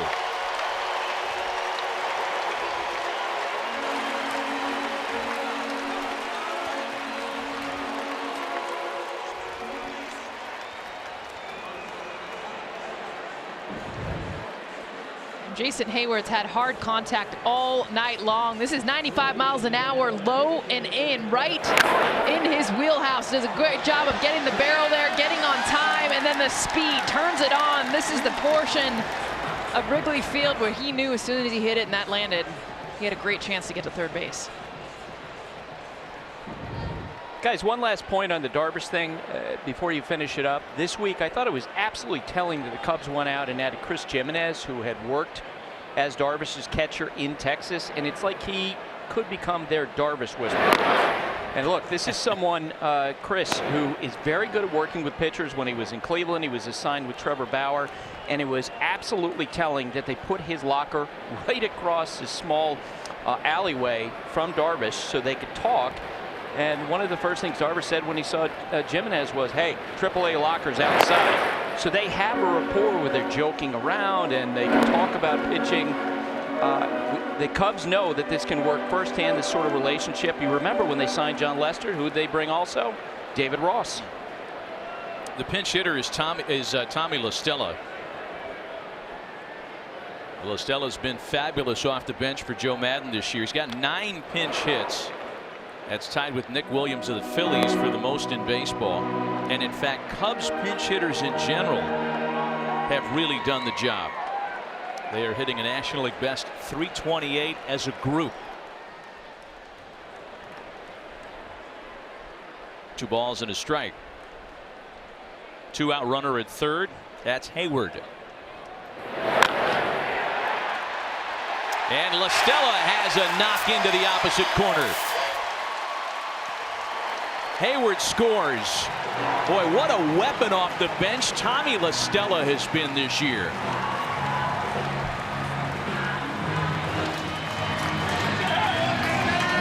And this is exactly how you hit a cutter.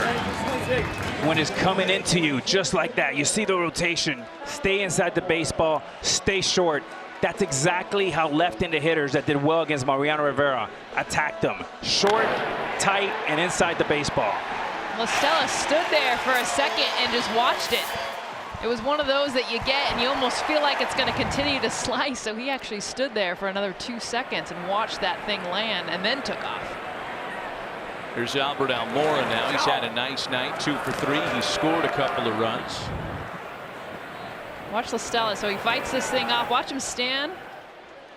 Kind of where to go. And then he sees it land. Because you've been there, Alex. You get it off the hands, you expect it to just slice into the stands.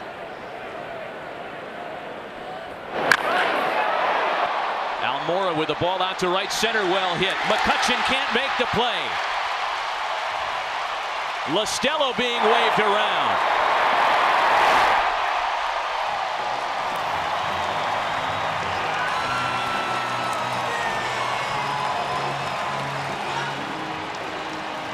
An even bigger night for Albert Almora.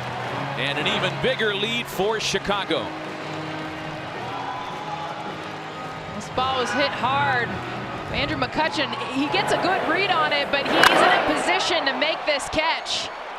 Just missing his glove, and I think it actually might have tipped it. We're right here in right field, and glancing over just hit off the tip of his glove, and that's one. He routes it maybe just a half a foot deeper. He makes that grab. Not an easy grab, but I think he could have had it. All this with 2 out for Chicago in their half of the 5th, keyed by the Hayward triple.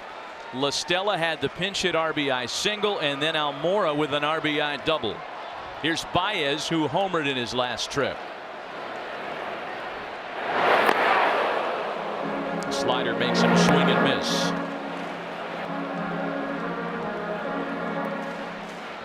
The home run is 13th. Did you see that? Him just yell out after that swing, kind of take a deep breath. He does not hide his emotions. He gives it everything he's feeling.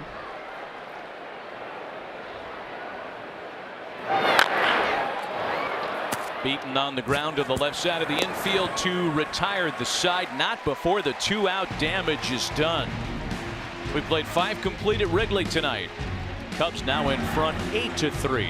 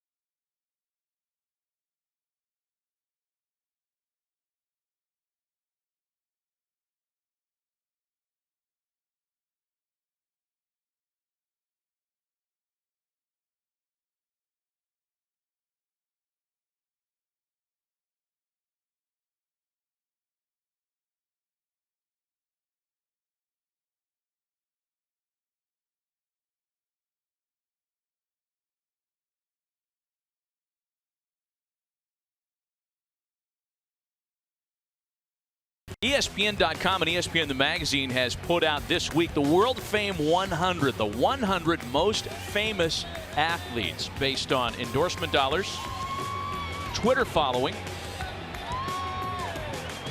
and what's that third classification again? And Google searches, right? Yes. So as such, all these athletes populated the top 100 in terms of fame.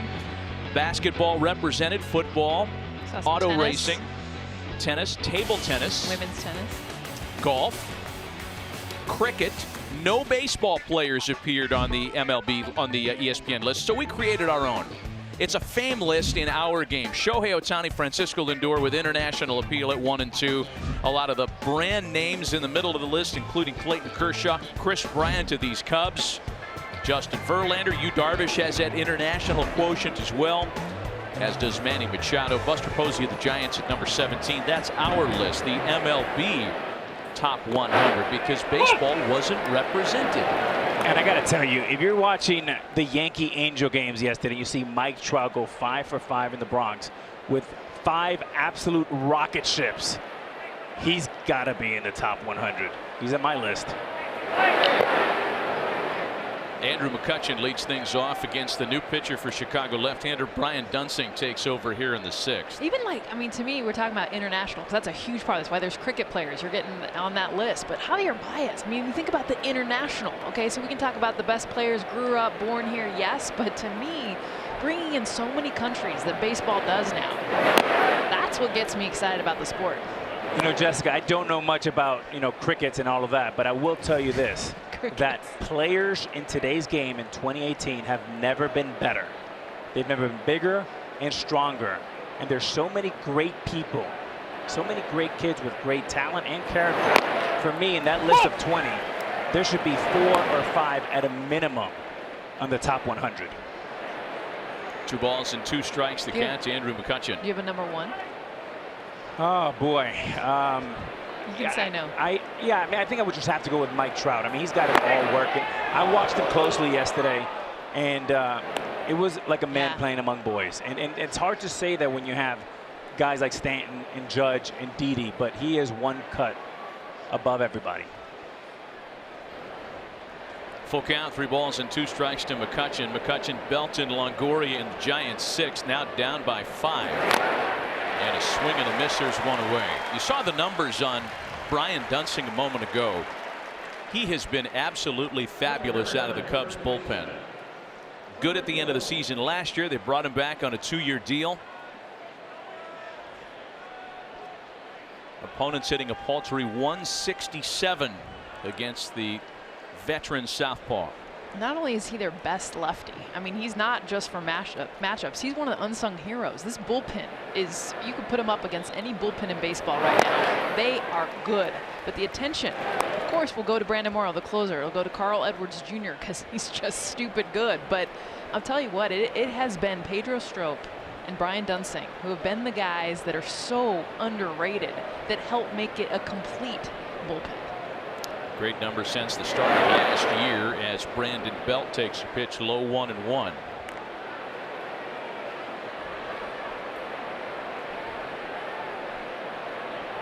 Belt has been held in check tonight. The National League's OPS leader at the start of play. 0 for 2 with a walk this evening. Into right for a base hit.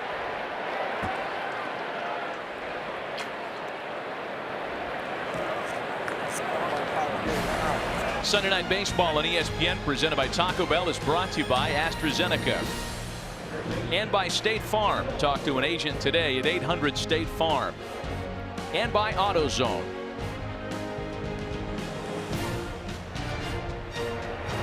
Six infield singles, a Javi Baez 3-run home run, and a 5-run lead for the home side. 1 out base runner for San Francisco. Now it's Evan Longoria. Guys, you saw that hit by Brandon Belt to right field. It actually is a perfect example of the adjustment he's made as a hitter. I was talking with him before the game, and he said he made up his mind he wasn't going to worry about getting jammed anymore, about trying to open up with that front side and get to that ball. He said, you know what? I'm just going to keep the same approach, try to drive it to left center field. If I get a ball inside, I feel like I'm strong enough to keep that same approach and flip the ball over the infield. That's exactly what he did on that pitch. You know, Buster, I know Barry's a guy that really likes this guy, Barry Bonds, and really has worked with him in really approaching left center field, driving the ball to left center field, but really keeping that back shoulder level. Can he swing down through the baseball? And what happens when you have that approach, you stay nice and square. So you have a more linear approach, and that's exactly what you see here. You see him tuck his hand right in, and that's exactly why these numbers have exploded under inner quadrant of the strike zone for Belt. Statistically, it all bears out, too. We can show you what we mean.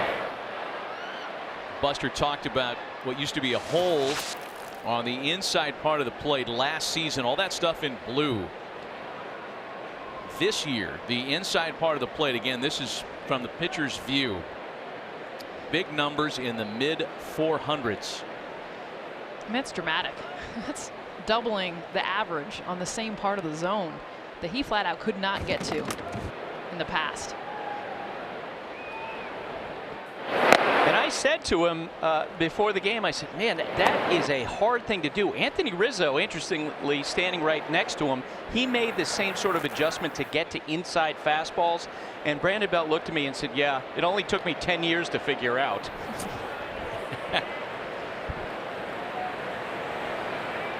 Belt at first. Full count to Evan Longoria, 3-2. Pitch from Dunsing is sent out to deep center field. Almora back to make a great grab at the track.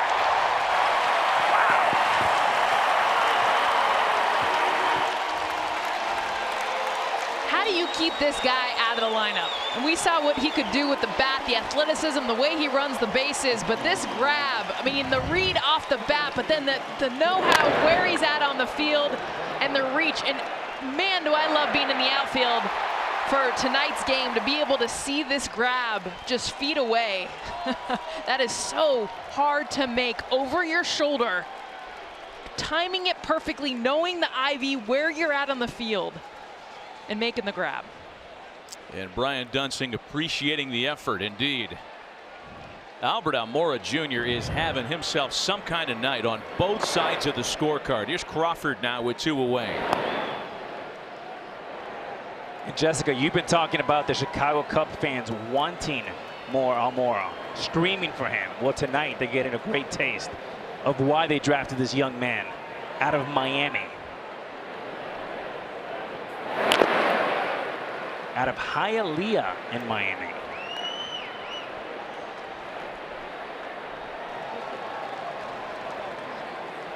Former first-round pick, one of many in the Cubs starting lineup tonight.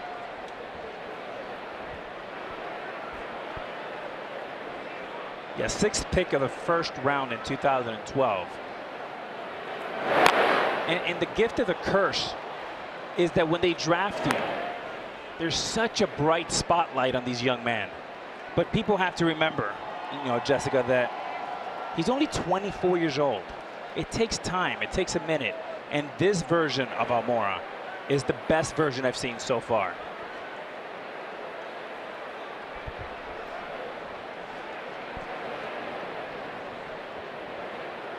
A ball and 2 strikes to Brandon Crawford. And that slap to shortstop for Russell. Could have been a big inning had it not been for the great running grab by Albert Almora.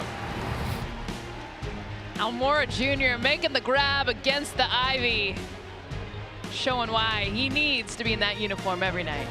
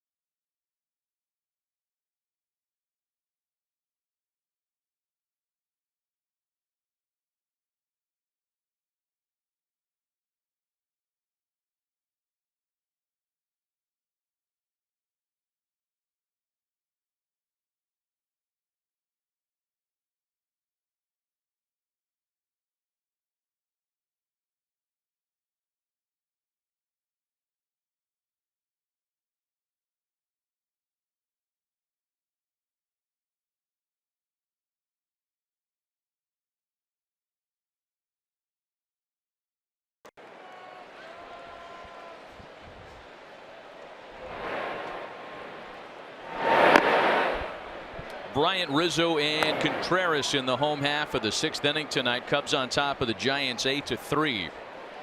San Francisco scored 3 as folks were settling into their seats tonight. 3 in the first, countered by 3 in the bottom of the first. And it's been all Cubs ever since. A high fly ball.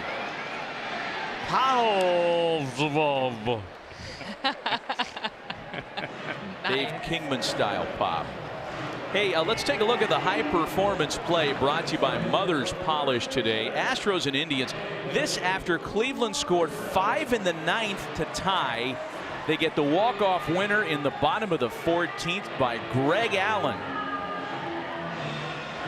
And a 10-9 victory. A couple of bullpens that are not in great shape as it stands, and a thriller in Cleveland today.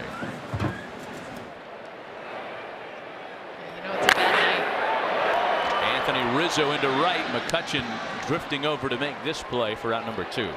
For the Astros when the Indians bullpen gets the win. You guys ever been up to the scoreboard here? No. I haven't either. Neither have I. Put that on the list. Alex, you say that like you're afraid of heights. A little bit. Boy, this place is magnificent. What a treat to be here on a Sunday night. Wilson Contreras now.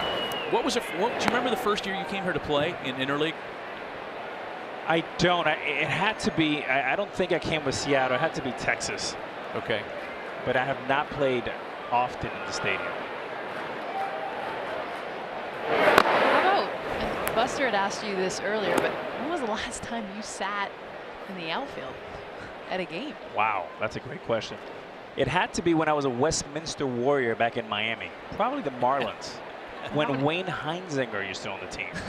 So how many years is that? Come on, let's do some math. Let's not. Ball and 2 strikes to Wilson Contreras now.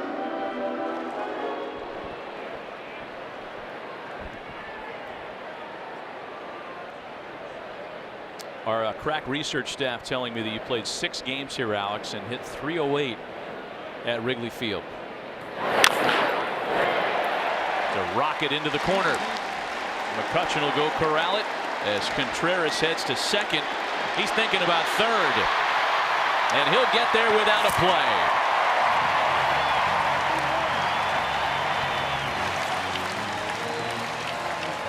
A 2-out triple for the 2nd straight inning by Chicago. So many reasons why you like the Cubs. Contreras and Baez being right in the front line. You're looking at a catcher that runs like a center fielder, and right here turns on the jets. Can smell triple and has a triple.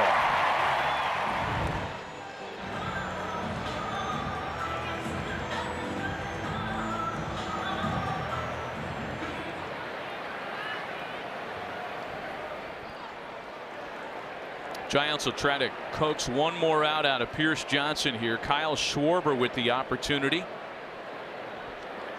Johnson came on in the 4th, gave up the home run to Baez. And then the 2 in the 5th. Kyle Schwarber has a single for the night.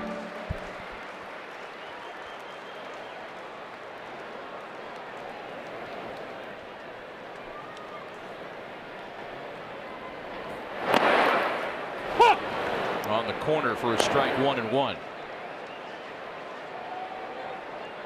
Both teams travel after tonight's. The Giants to Denver, and in a rather cruel twist of scheduling fate, the Cubs have a day game tomorrow in Pittsburgh. Not super far as the crow flies, but still got to load the equipment, get on the bus, get to the airport. It's going to be a tight turnaround for Chicago tomorrow. Gotta love it. More baseball.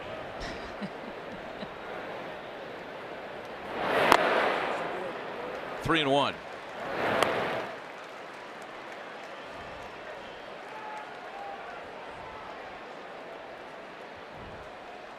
scoreboard man has been busy tonight. Man or woman, 6 singles, 3 doubles, 2 triples, and a homer, and that all on the Chicago side.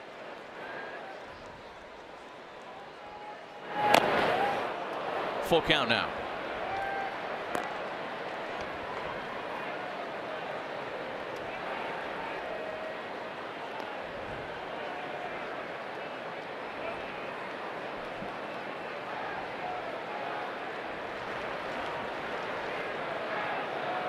Three balls and 2 strikes to Kyle Schwarber.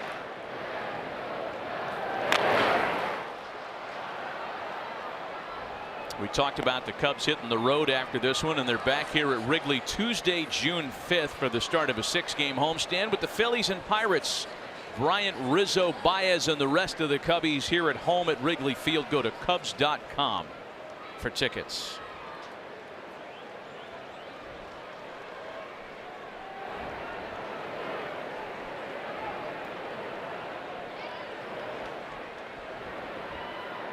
And go to Cubs.com for tickets soon, because they are at a premium. Schwarber hanging around on 3 and 2. You guys getting your pipes warmed up for the stretch? Yep. That's right. Jess has experience with it. You guys did it. Didn't you do it last year? Was it last year or 2 years ago? 2 years ago. With Dan and Booney. How was it, Jess? It was fun. But you have to embrace how awful it sounds. Because I'm assuming, maybe wrongly assuming, that you guys don't sound good when you sing. Sorry, I don't. Well, we'll make Harry proud the 7th. First time I met Harry in 1997. Came here as a Brewers announcer. Was thrilled to meet him. Introduced myself, had him sign a baseball, and he spent some time. Oh, Matt, great to meet you. Love Milwaukee. Great to have you here, Matt. Wonderful to see you, Matt. Have a great time, Matt. I went back into my booth, looked at my baseball. Hi, Bob. Best of luck, Harry Carey. Ball forward to Schwarber. I love Harry Carey. Matt, you still got that baseball? I believe I do someplace. Hi, Bob. That makes it better. I love no it. question. It just makes it better. That's like got to be one of your favorite balls. You know, people forget, I think, because Harry was here for such a long time in Chicago in the market. He was the voice of the White Sox on TV for a long time with Jimmy Pearsall, and then came to the Cubs. But he spent almost 25 years with the Cardinals, and I think Cardinal fans kind of lay claim to Harry as being theirs. But by the time he came here, WGN TV had made such an imprint nationally. It was one of the first true superstations when cable TV was growing in leaps and bounds. And everybody just assumed that Harry was a part of the furniture here. He was a part of the landscape forever. He, in fact, was the voice of 2 teams for a long time before he got here. But I think few of us would argue with the fact that he made his biggest impact, at least for the television viewer, with the Cubs. Here's Addison Russell now.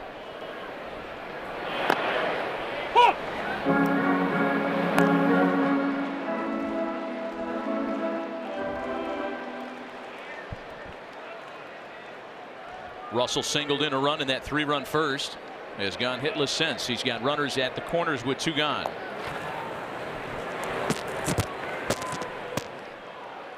A lot of memorable Harry quotes. There's sunshine, fresh air. We got the team behind us. Well, that's actually Ernie Banks, but there's Harry's face.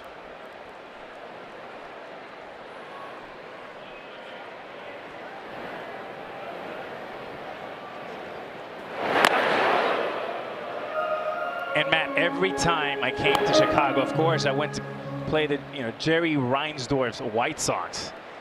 Every time I came to Chicago, I had to stop at Harry Carey's restaurant. And I got to tell you, the people there were so kind. They treated you so well.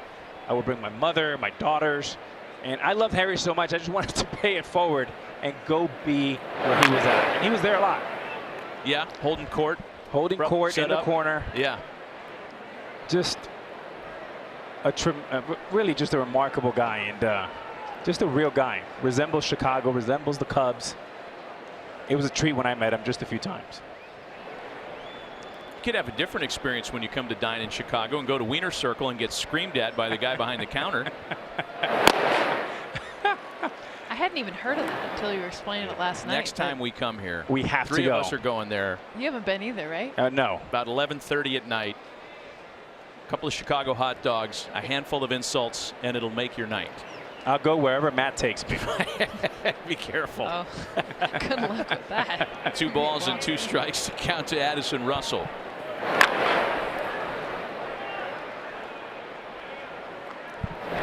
It's tough duty for Pierce Johnson. He's up to 55 pitches now. Again, the former Cubs first rounder.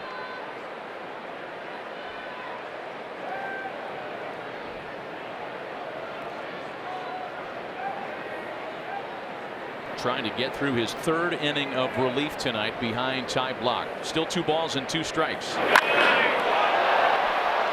Russell with the ball out to left center. Williamson and Hernandez negotiated for the out.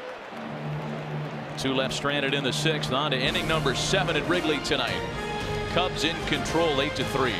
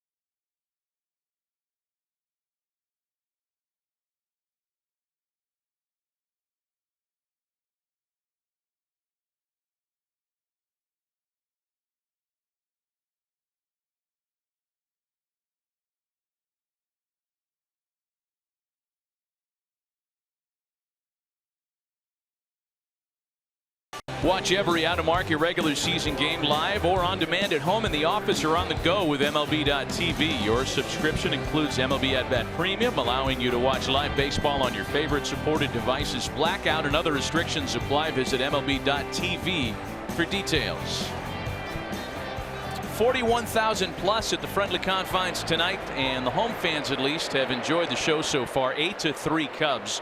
The Giants begin the 7th with a pinch hitter. Austin Jackson will dig in against Brian Dunsing in the 7th.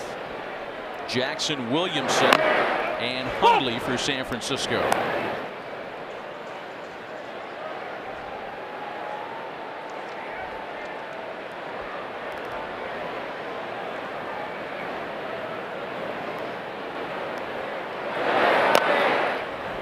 Breaking ball misses upstairs, a ball and a strike.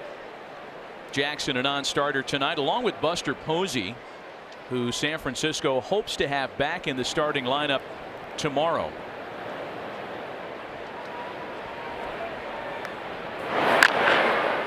Sharply hit ground ball for Russell, and 1 away.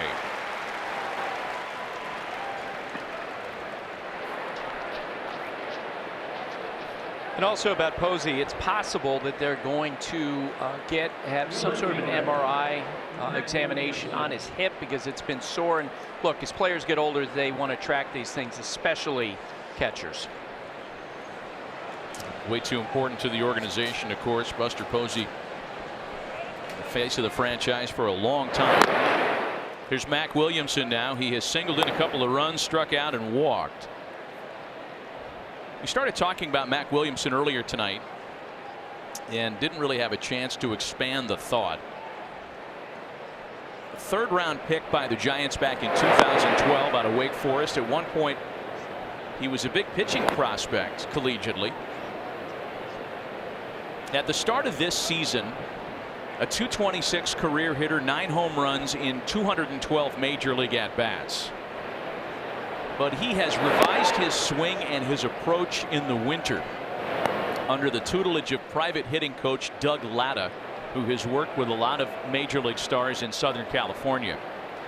He has added lift, fly ball, and power to his swing.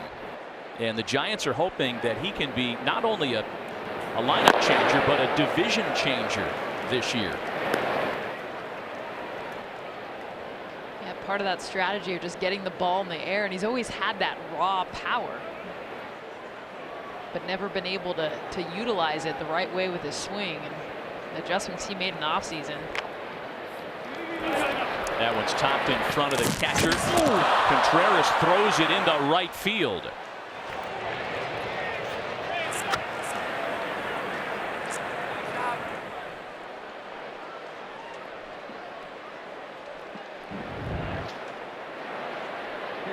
And Contreras does a nice job of bouncing out of behind the plate, gets the ball, has a little bit more time to set his feet, and that ball just gets away from him and fades away from Rizzo. Get this ball right here. Take one more step. Do not rush it. Allow your arm to get in the right slot and then throw a strike, a four-seamer, not a two-seamer that fades away. An experienced first baseman, and Anthony Rizzo knew too well how that ends, getting his hands out of the way to make sure he didn't get hurt. There's Nick Hundley now. He takes a strike. You saw that was the third error by Chicago tonight. 2 of them charged to Contreras. They had played error-free baseball for the better part of a week.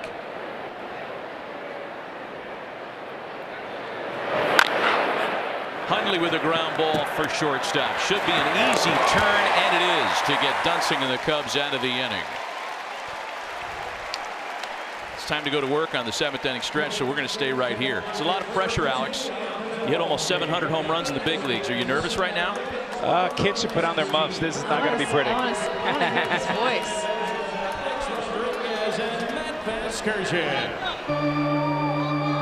All right. Let me hear ya. A 1, a 2, a 3. Take me out to the ball game. Take me out to the crowd. Buy me some peanuts and Cracker Jacks. I don't care if I ever get back, so it's root for them. If they don't win, it's a shame. Or it's 1, 2, 3 strikes, you're out at the old ball game. Free Ronnie Woo Woo.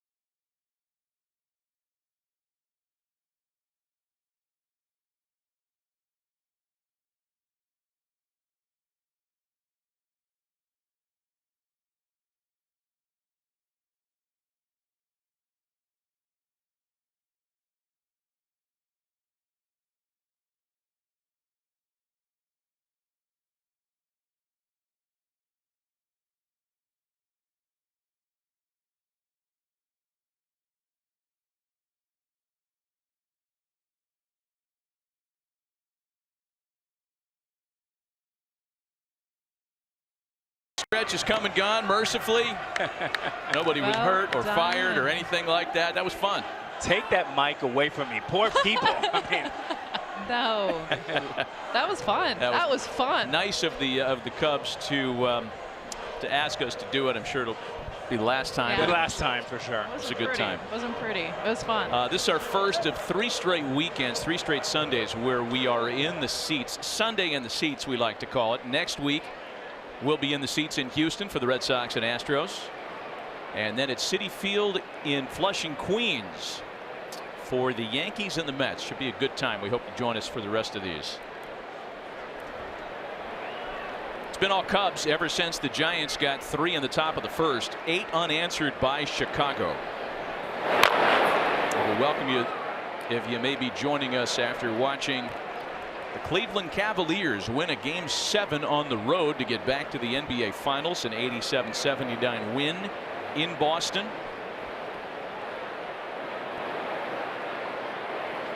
Scott Van Pelt will have a complete recap of that and this on SportsCenter right after us tonight over on ESPN.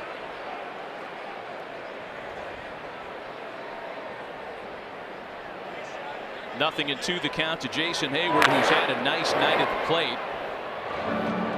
He has more than redeemed himself after the early throwing error that made it look like the Giants were just going to put their feet up on the furniture and roll tonight.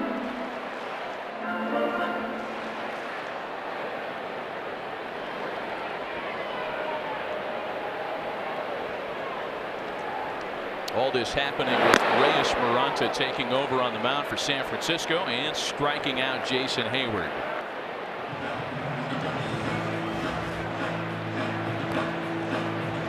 Maranta's been very effective out of the Giants bullpen this year, as the 21 appearance line would indicate a 1.59 ERA. Little fastball slider. His go-to is that slider, but he's about 50-50 with each.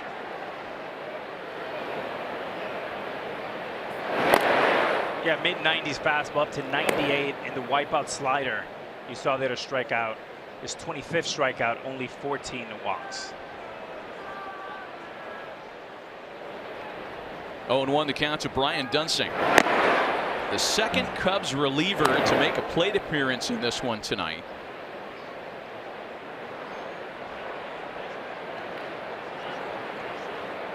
Randy Rosario made his first plate appearance ever. Minor leagues, major leagues, and it worked out okay for him. He walked and scored a run back in the 4th. Kind of ran the bases a little like he hadn't been there before either. Yeah. It's not a bad looking pass by Dunsing. 2-2. Little cheese at 98 miles an hour.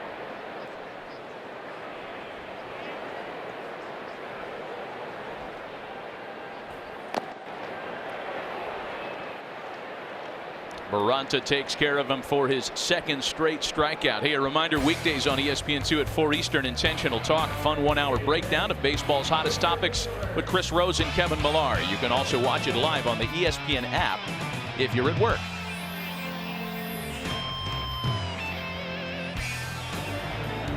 With 2 gone now, it's Albert Almora. And if we were to go through the exercise of anointing a player of the game, here's the man that would get my vote. You mean 2 doubles, a single, 2 runs scored, a great grab in center? Yeah, just that. Mr. 305.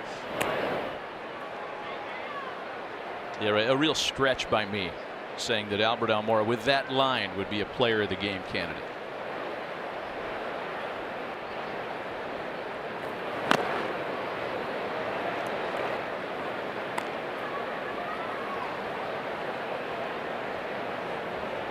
Two balls and no strikes.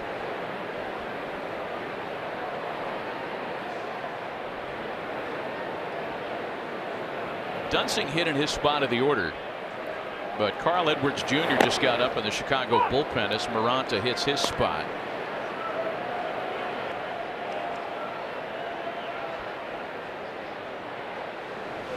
Did you go down there during the game, Alex? To the Giants bullpen, that is? I did. Is it climate controlled down there? The air conditioner is splendid. Yeah. I did not want to come back, Matt. You remember when they when they changed the bullpens in here? Initially, the Cubs felt they were disconnected from the game. It was quite a change among the existing relief corps. That they just weren't used to being in an isolation chamber, especially in the early part of the season when it's cold. You just don't feel like you're in the game flow if you're not in the same conditions. Yeah, they're right behind those doors there, Matt.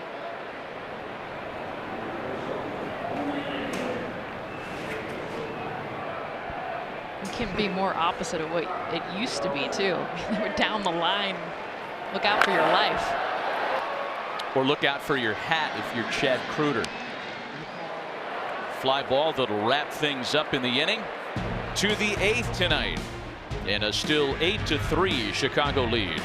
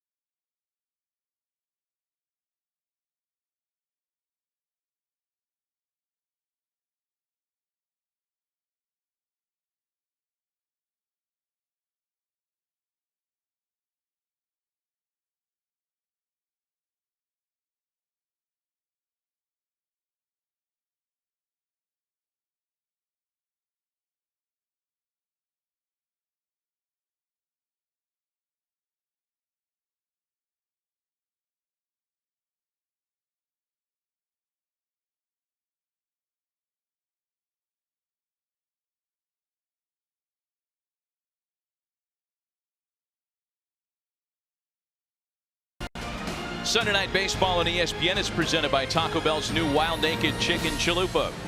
And in part by State Farm. Talk to an agent today at 800 State Farm. There may or may not be a Wild Naked Chicken Chalupa in that helmet.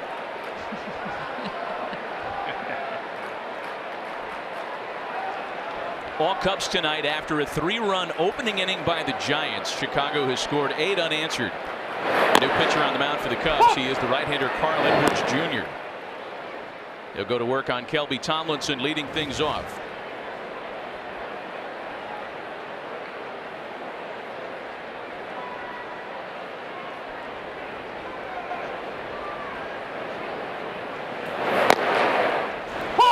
A strike to put Tomlinson behind 0-2.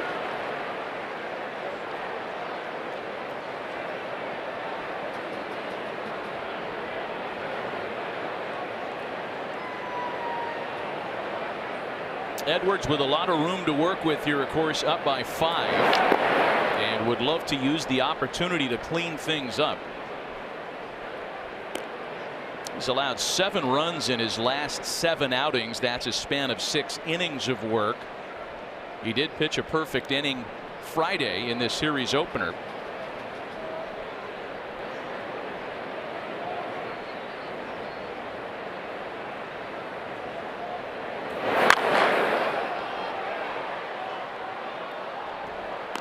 As we mentioned earlier, SportsCenter is currently airing on ESPN with Scott Van Pelt. He's got post-game analysis from Game 7 between the Cavs and the Celtics.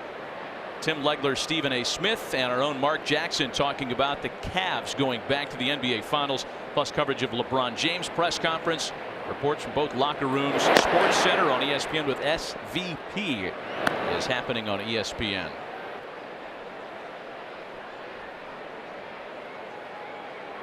Two balls and 2 strikes to Kelby Tomlinson.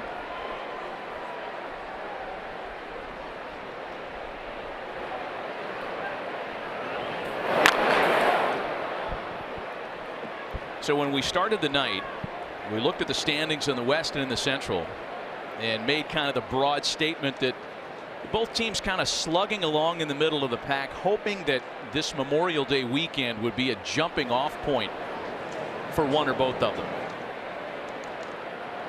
If we react just to tonight, the Cubs look like they're ready to make that move. But getting back to the bigger dialogue on the Giants, there has been no clear power established in the NL West. Arizona looked like that team before they slowed down and got hit with the injury bug not long ago. The Dodgers not playing the way they did last year. San Diego still in rebuild mode, and Colorado has a few warts, though they played very well. Why not the Giants? Fly ball out to right, and it's Baez out from second to make the catch. Is there one of those teams, Alex, in the NL West that you think might be one to watch moving forward? Obviously, the Dodgers have established that their most important player is Justin Turner. But San Francisco, look, you're sitting here and you're a few games back. Nobody's ran away with it. You've lost your number 1, your number 2, your closer. You've lost Panic, Pence, Posey's been banged up. Panic started the season on fire, and he stalled as of late with injuries. Here's what you don't want to do. You do not want to go to AT&T in October and face that team. And there's 3 reasons why. You have Bumgarner, the best modern day pitcher in October right now, a 3-time world champion. You have a closer in Bruce Bochy, who's a manager that understands closing the championship. He's done that 3 times there. And thirdly, this is a team that's almost impossible to beat in October, especially in that stadium. There's a muscle memory, Jessica. They know how it feels, and those fans are incredible up there. You know, around the division today, Jess, the Dodgers got a win from Walker Buehler. Yes. And, you know, he's a guy they like a lot. And as it turns out, they might need him as more than just a luxury for 2019. Yeah. I honestly felt coming out of spring training, you knew that they were going to wait because of he's limited with the amount of innings he could throw, being a younger arm, as you see the strikeout there. But to me, Walker Buehler is the guy they absolutely need right now. And because of the other injuries and everything else that's happened with their starting rotation and how they need to retake this division and not wait. But watching him with his stuff, I mean, electric fastball, his breaking ball, guy out of Vanderbilt. I remember seeing him in Omaha and how good he was then. But this is a division, both these divisions are kind of clustered right now, and no one's really grabbed either one. Yep. Well, the Dodgers, just to button up on them, they announced that Clayton Kershaw will make his next start. He's going to come off the DL to start Thursday against the Phillies. So there's good news there. Yeah, and going back to the Giants, Matt, they're the one team that have a competitive advantage that nobody else has. Whoever they play on a Game 7 or a Game 1, advantage San Francisco because of Madison Bumgarner and his October history. Well, they're talking with Giants players the last couple of days. They've all mentioned the schedule and how challenging it's been early this year. By June 14th, they will have had three city road trips through the Eastern time zone, the Central time zone. But from the middle of June until the middle of August, they don't have to leave the Pacific time zone or the Mountain time zone. A lot of home games, a lot of games in California. They're looking forward to that. And by that point, they'll have Bumgarner back. They're very hopeful that Mark Melancon will be back. There's some thought that Johnny Cueto is going to make progress. Joe Panic maybe a week from now. So it does feel like the cavalry's on the way for the Giants. 2 balls and a strike to Andrew McCutchen, who has walked twice tonight. And Buster, there's no question you've seen the worst version of Evan Longoria and McCutchen. It takes time for these guys to get used to a new city, a new league, going from East Coast to West Coast, going from the turf to natural grass. That explains why Evan Longoria has 8 errors, a 3-time Gold Glove winner. Expect the last 4 months for Evan Longoria to be who he's been the last 10 years in the big leagues. 3 balls and a strike to Andrew McCutcheon, and Edwards loses him on ball 4. Or does he? Eric Cooper's telling him there's ball 4. McCutcheon can take a base now. Well, you mentioned, Alex, that Bruce Bochy's a guy with 3 rings, indeed. And a lot of wins in his major league dossier. 951 in San Diego, 927 with the Giants. Only skipper in big league history with 900 or more with 2 different teams. The most by any active manager. And of those ahead of him on the all-time wins list, all but 1 are in the Hall of Fame.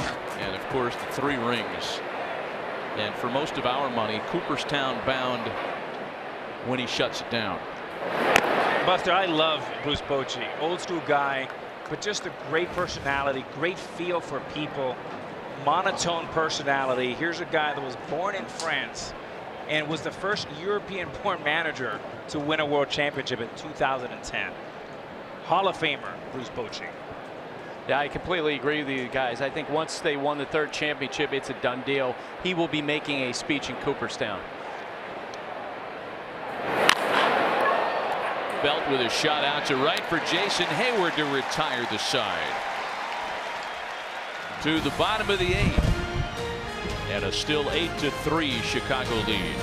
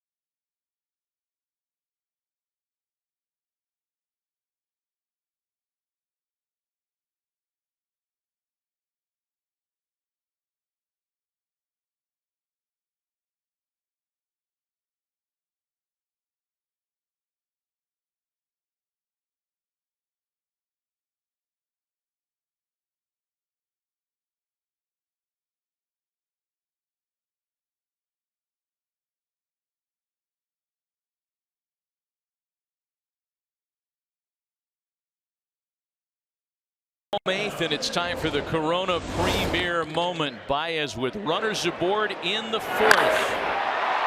Opposite field for number 13. His 40, 41st, and 42nd RBI of the year to lead the National League.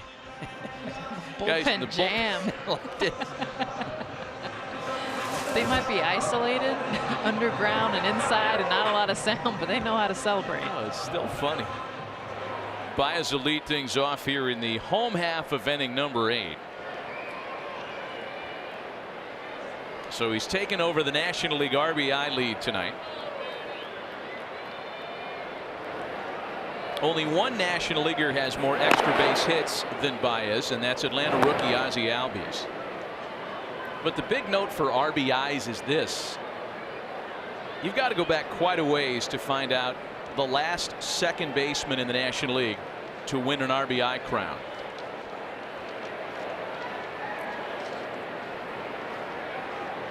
And you may be at home thinking, wait a minute, not Jeff Kent in his MVP season?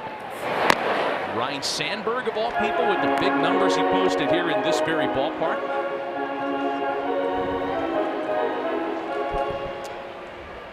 Nope. Got to go back to Rogers Hornsby in 1925 to find the last National League second baseman. 1925. Yeah. I mean, I would have whiffed on that one without having it in front of me a million times. It's a base hit and a right. Baez is aboard.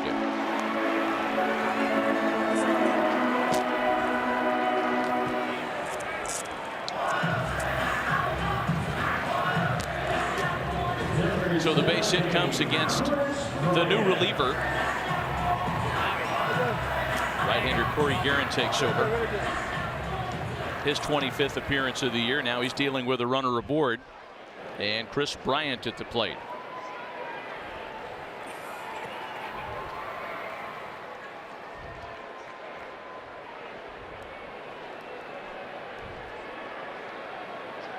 Bryant has doubled in a run, scored and walked in 4 trips to the plate this evening.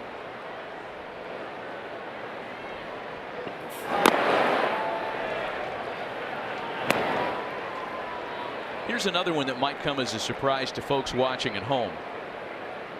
One of the all-time Cub greats, Hall of Famer Ernie Banks, franchise icon, started his career at a very young age. Played in 14 All-Star games.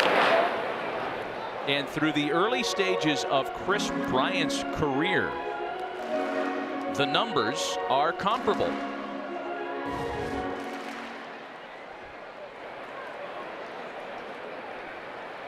Comparable, they're almost identical. Right? Impressive. And the common theme with both, Matt, they absolutely love baseball. They love the city of Chicago. They love being a Cub. Tied up on a 94-mile-an-hour fastball, the ball and 2 strikes. Now, the impressive thing for Bryant, for a lot of folks, is that he began his career as a great player. An MVP really early in his major league career. And he's getting even better. There's a fly ball out to shallow center. McCutchen in right center made the play. He's cutting down on his strikeouts. And yes, the pop might not be there yet. Those home runs will come in the warmer months. Those home runs will certainly come when he plays in Cincinnati, because he owns that ballpark.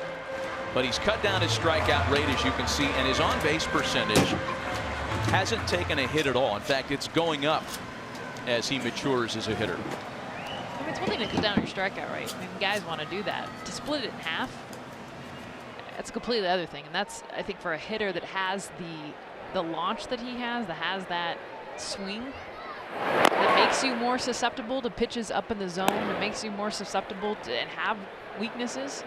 He's able to adjust that. And in fact, he can actually hit the high fastball better this year than he's ever done in his career. And for me, that's a positive trend. I mean, when you think about less home runs, less strikeouts, more contact, more doubles, just a more productive hitter. Ball and no strikes to count to Anthony Rizzo as he chased a ball down low, and it's a 1-1 now. And I think the unique thing for a guy like Chris Bryant is, you know, his father was his teacher. And the thing about it is he understands winning baseball with this enormous, supreme talent. That combination is lethal. He's also a very intelligent young man. The problem, as I see it with a lot of these young players, they understand what it takes to make a lot of money. But the one thing is, we're not teaching enough of our young players how to play winning baseball. A ball and a strike to count to Rizzo.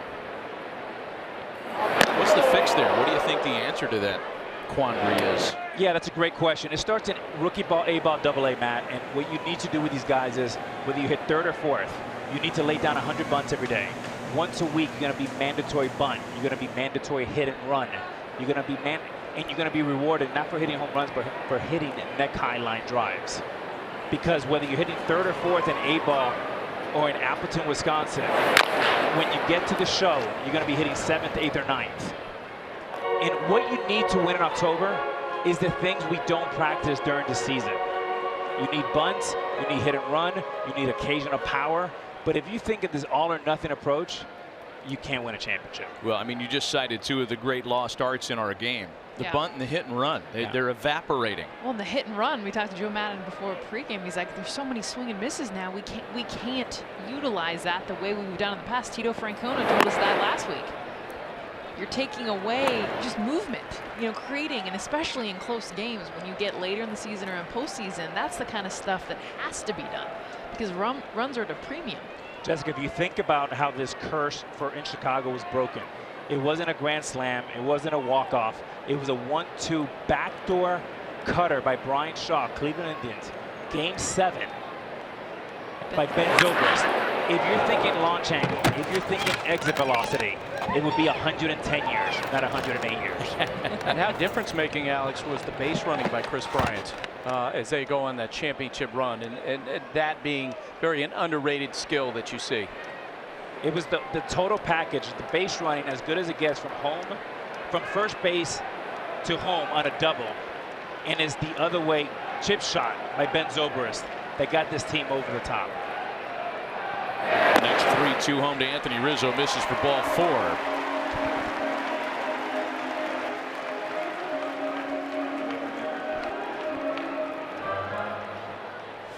Well, let's take you back to it. Brian Shaw, Ben Zobrist slashing it into the opposite field in the 10th inning with 2 on. That gave the Cubs a 7-6 lead. That was Zobrist's only hit of the game. He was named the World Series MVP because of what he had done the nights before that and that. And there you have your curse-breaking moment.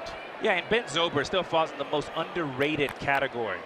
I mean, he's really the only hitter in this lineup that has the approach that is a professional, is a consistent approach.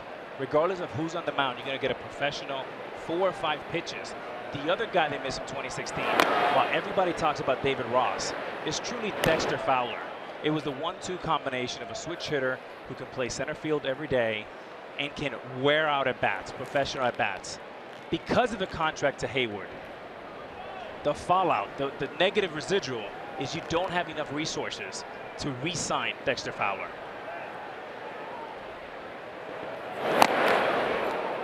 Swing and a miss to put Contreras even at 1-1. Well, the Cubs are hoping that the fruits of their draft, and we've seen Albert Almora tonight have himself a fantastic ball game. They're hoping that Almora can be that guy in center field. By the way, Albert Almora is one of the 6 former first-round picks that the Cubs feature in their lineup tonight. 6 of their 8 position players, first-rounders. I mean, this is a blue chip roster.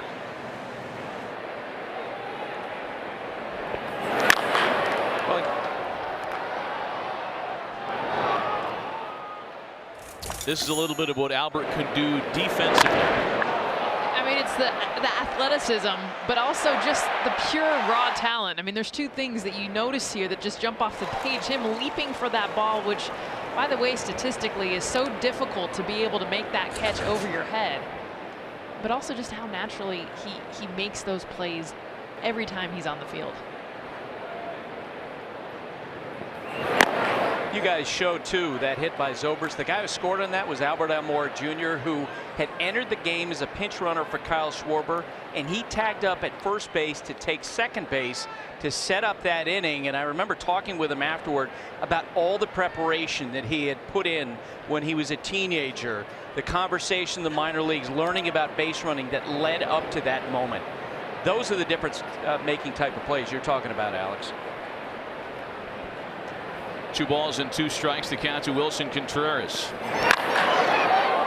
And you know, the challenge for Theo Epstein, and we showed a great shot of him there earlier, is in 2016, he had a remarkable mix of old veteran players and young players. And when you think about Lackey, a horse, David Ross, great leader. Dexter Fowler, Arrieta. The 4 of these guys combined made $37 million. Darvish, Hayward combined this year, 53. Now, Buster, I know that's a challenge for Theo and for the entire organization.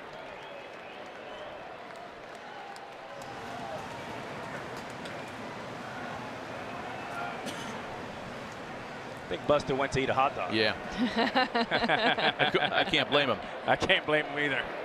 It's a full count, 3 balls and 2 strikes on Wilson Contreras.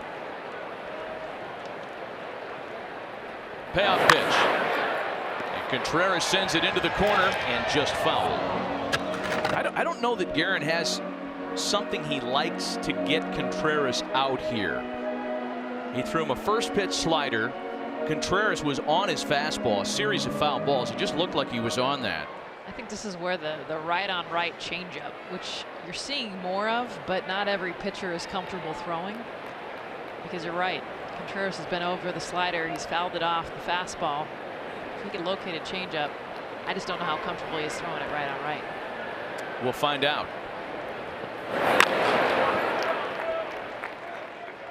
Another heater fouled away.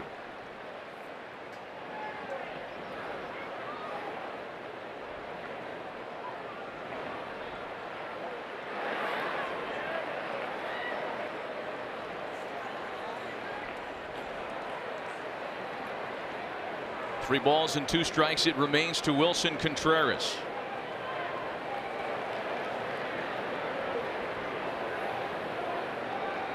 Here's the next 3-2, and he makes him chase and gets the strikeout on what has been a warm night at Wrigley. And Joe Maddon? It's getting hotter. Hotter? I think it's gotten hotter. And thank God we didn't play today. That'd have been brutal if we had played today. It was like 90 degrees. It's going to be 90 tomorrow. You're a Florida guy. You're a Florida guy. Lose weight. Huh? Being a guy like me, I gain weight over the course of the year. So the hot days, I lose it. You really gain weight over the course? Really? Stress eat. Stressy. That's awesome. Oh, that I'll tell you what, getting the access, and so grateful for Joe Maddon and all the players and managers we've had even this season to take us inside the game, the dugout pit. I love that. By the way, is there a cooler customer than Anthony Rizzo? No. He is just not fazed by anything. He's the guy that I would want steering the ship in the worst of circumstances. Agreed. Schwarber takes a strike, falls behind 0-2. I asked Anthony yesterday about, with the big scoreboards that have been built here at Wrigley, about how the wind has changed and which flags, if any, he looks at when he comes to the ballpark to figure out what Mother Nature's going to do here. And he kind of looked at me like, you know, whatever. We come out here and play. We don't get too concerned with the wind. There's one we look at in the corner in left, but it's not a big deal. So, oh, okay.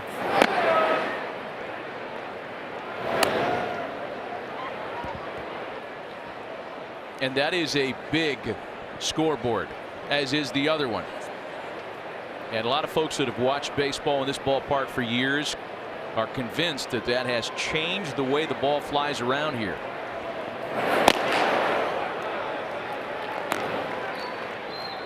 Two and two.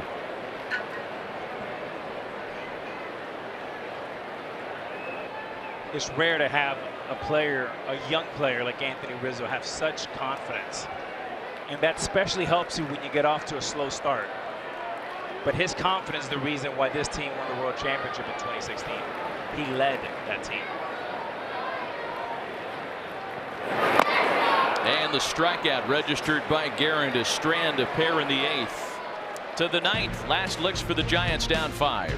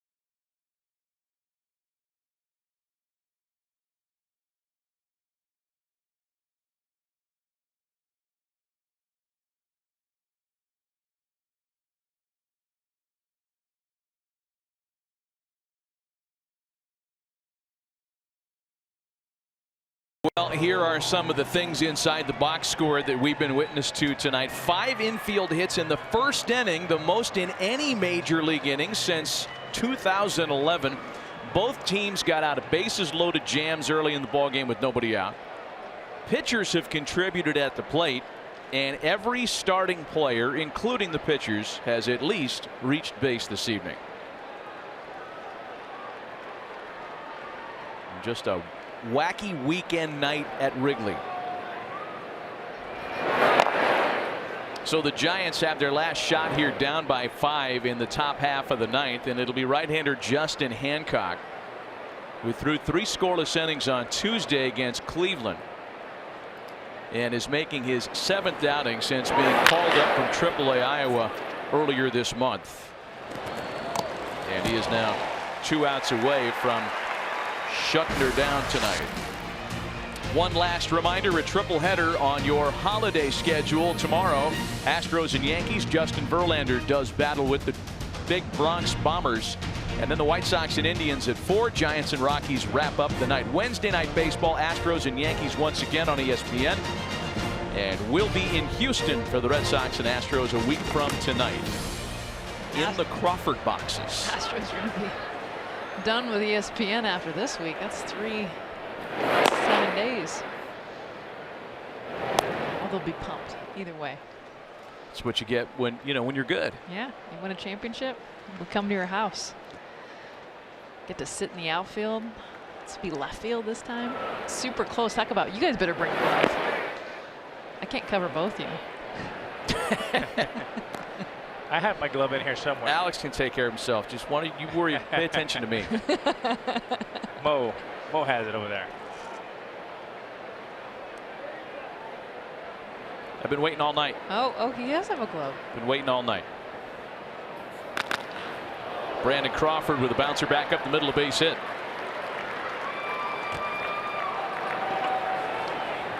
Where's that ball? Jessica, I'm going to show you my glove here. With a little gold. Gold? With a little gold. Okay. For the all right. gold glove. Here, can I just show you? Yeah. Where is it? That's Over pretty there. cool. That's really yours then. How about that? It's I had really to bring yours. this out of the garage. Had a lot of dust. Well, it's broken in. Like, that's where I'm impressed. Is like, all of us got the brand new gloves. Yours has been used. Get some magic in there, Jessica. All right, all right. There you go. Dang, you got big hands. You're an dude. outfielder, though. Miguel Gomez is the pinch hitter with 1 out and 1 on. Can you 12 1/4. That's kind of big, though. Yeah. can you sign that ball for me? Make it sit. Absolutely, make it out Bob. Would be my pleasure. That's a good glove. 1-0 to Gomez. Misses off the corner of ball and goes. Check that. 2-0. 2-0 to Miguel Gomez now. Alex, you get those for life. Like anytime you just call up and just say, hey, you know what? I'm ready for another one with the gold symbol on it. Buster, when you retire, they don't even return your calls. But you know what? I think so. I think the folks at Rawlings, I was with them for 25 years. I think they'll make me one. Oh, look at him. Yeah, we've lost him. I want to play some catch, baby. Hayward, come on, buddy. Throw some catch with me. Nobody wants to play catch with me. Come on, Jess. All right, let's do this. We'll play some catch afterwards. 3-1 to the pinch hitter. Hard to imagine on this night the Giants got 3 in the first and not a sniff since, despite having the bases loaded in back-to-back innings. First and second, nobody out in the fourth. Close. It's close. Should have called him off, Alex. Almost. Off the end of the bat.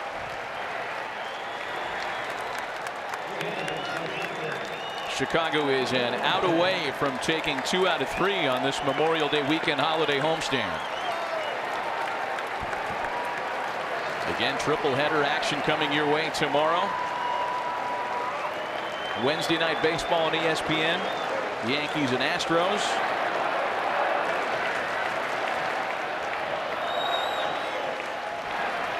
Mac Williamson, the last chance for San Francisco tonight. Into left to wrap her up. The Giants score 8 unanswered, or the Cubs rather score 8 unanswered after the Giants opened the night with 3 in the first. And Chicago ends up scoring a breezy 8-3 win on this holiday Sunday. Coming up next, NBA at the mic. And a reminder, tomorrow on ESPN, triple header Major League Baseball action on ESPN. Astros and Yankees, White Sox, Indians, Giants and Rockies round out tonight.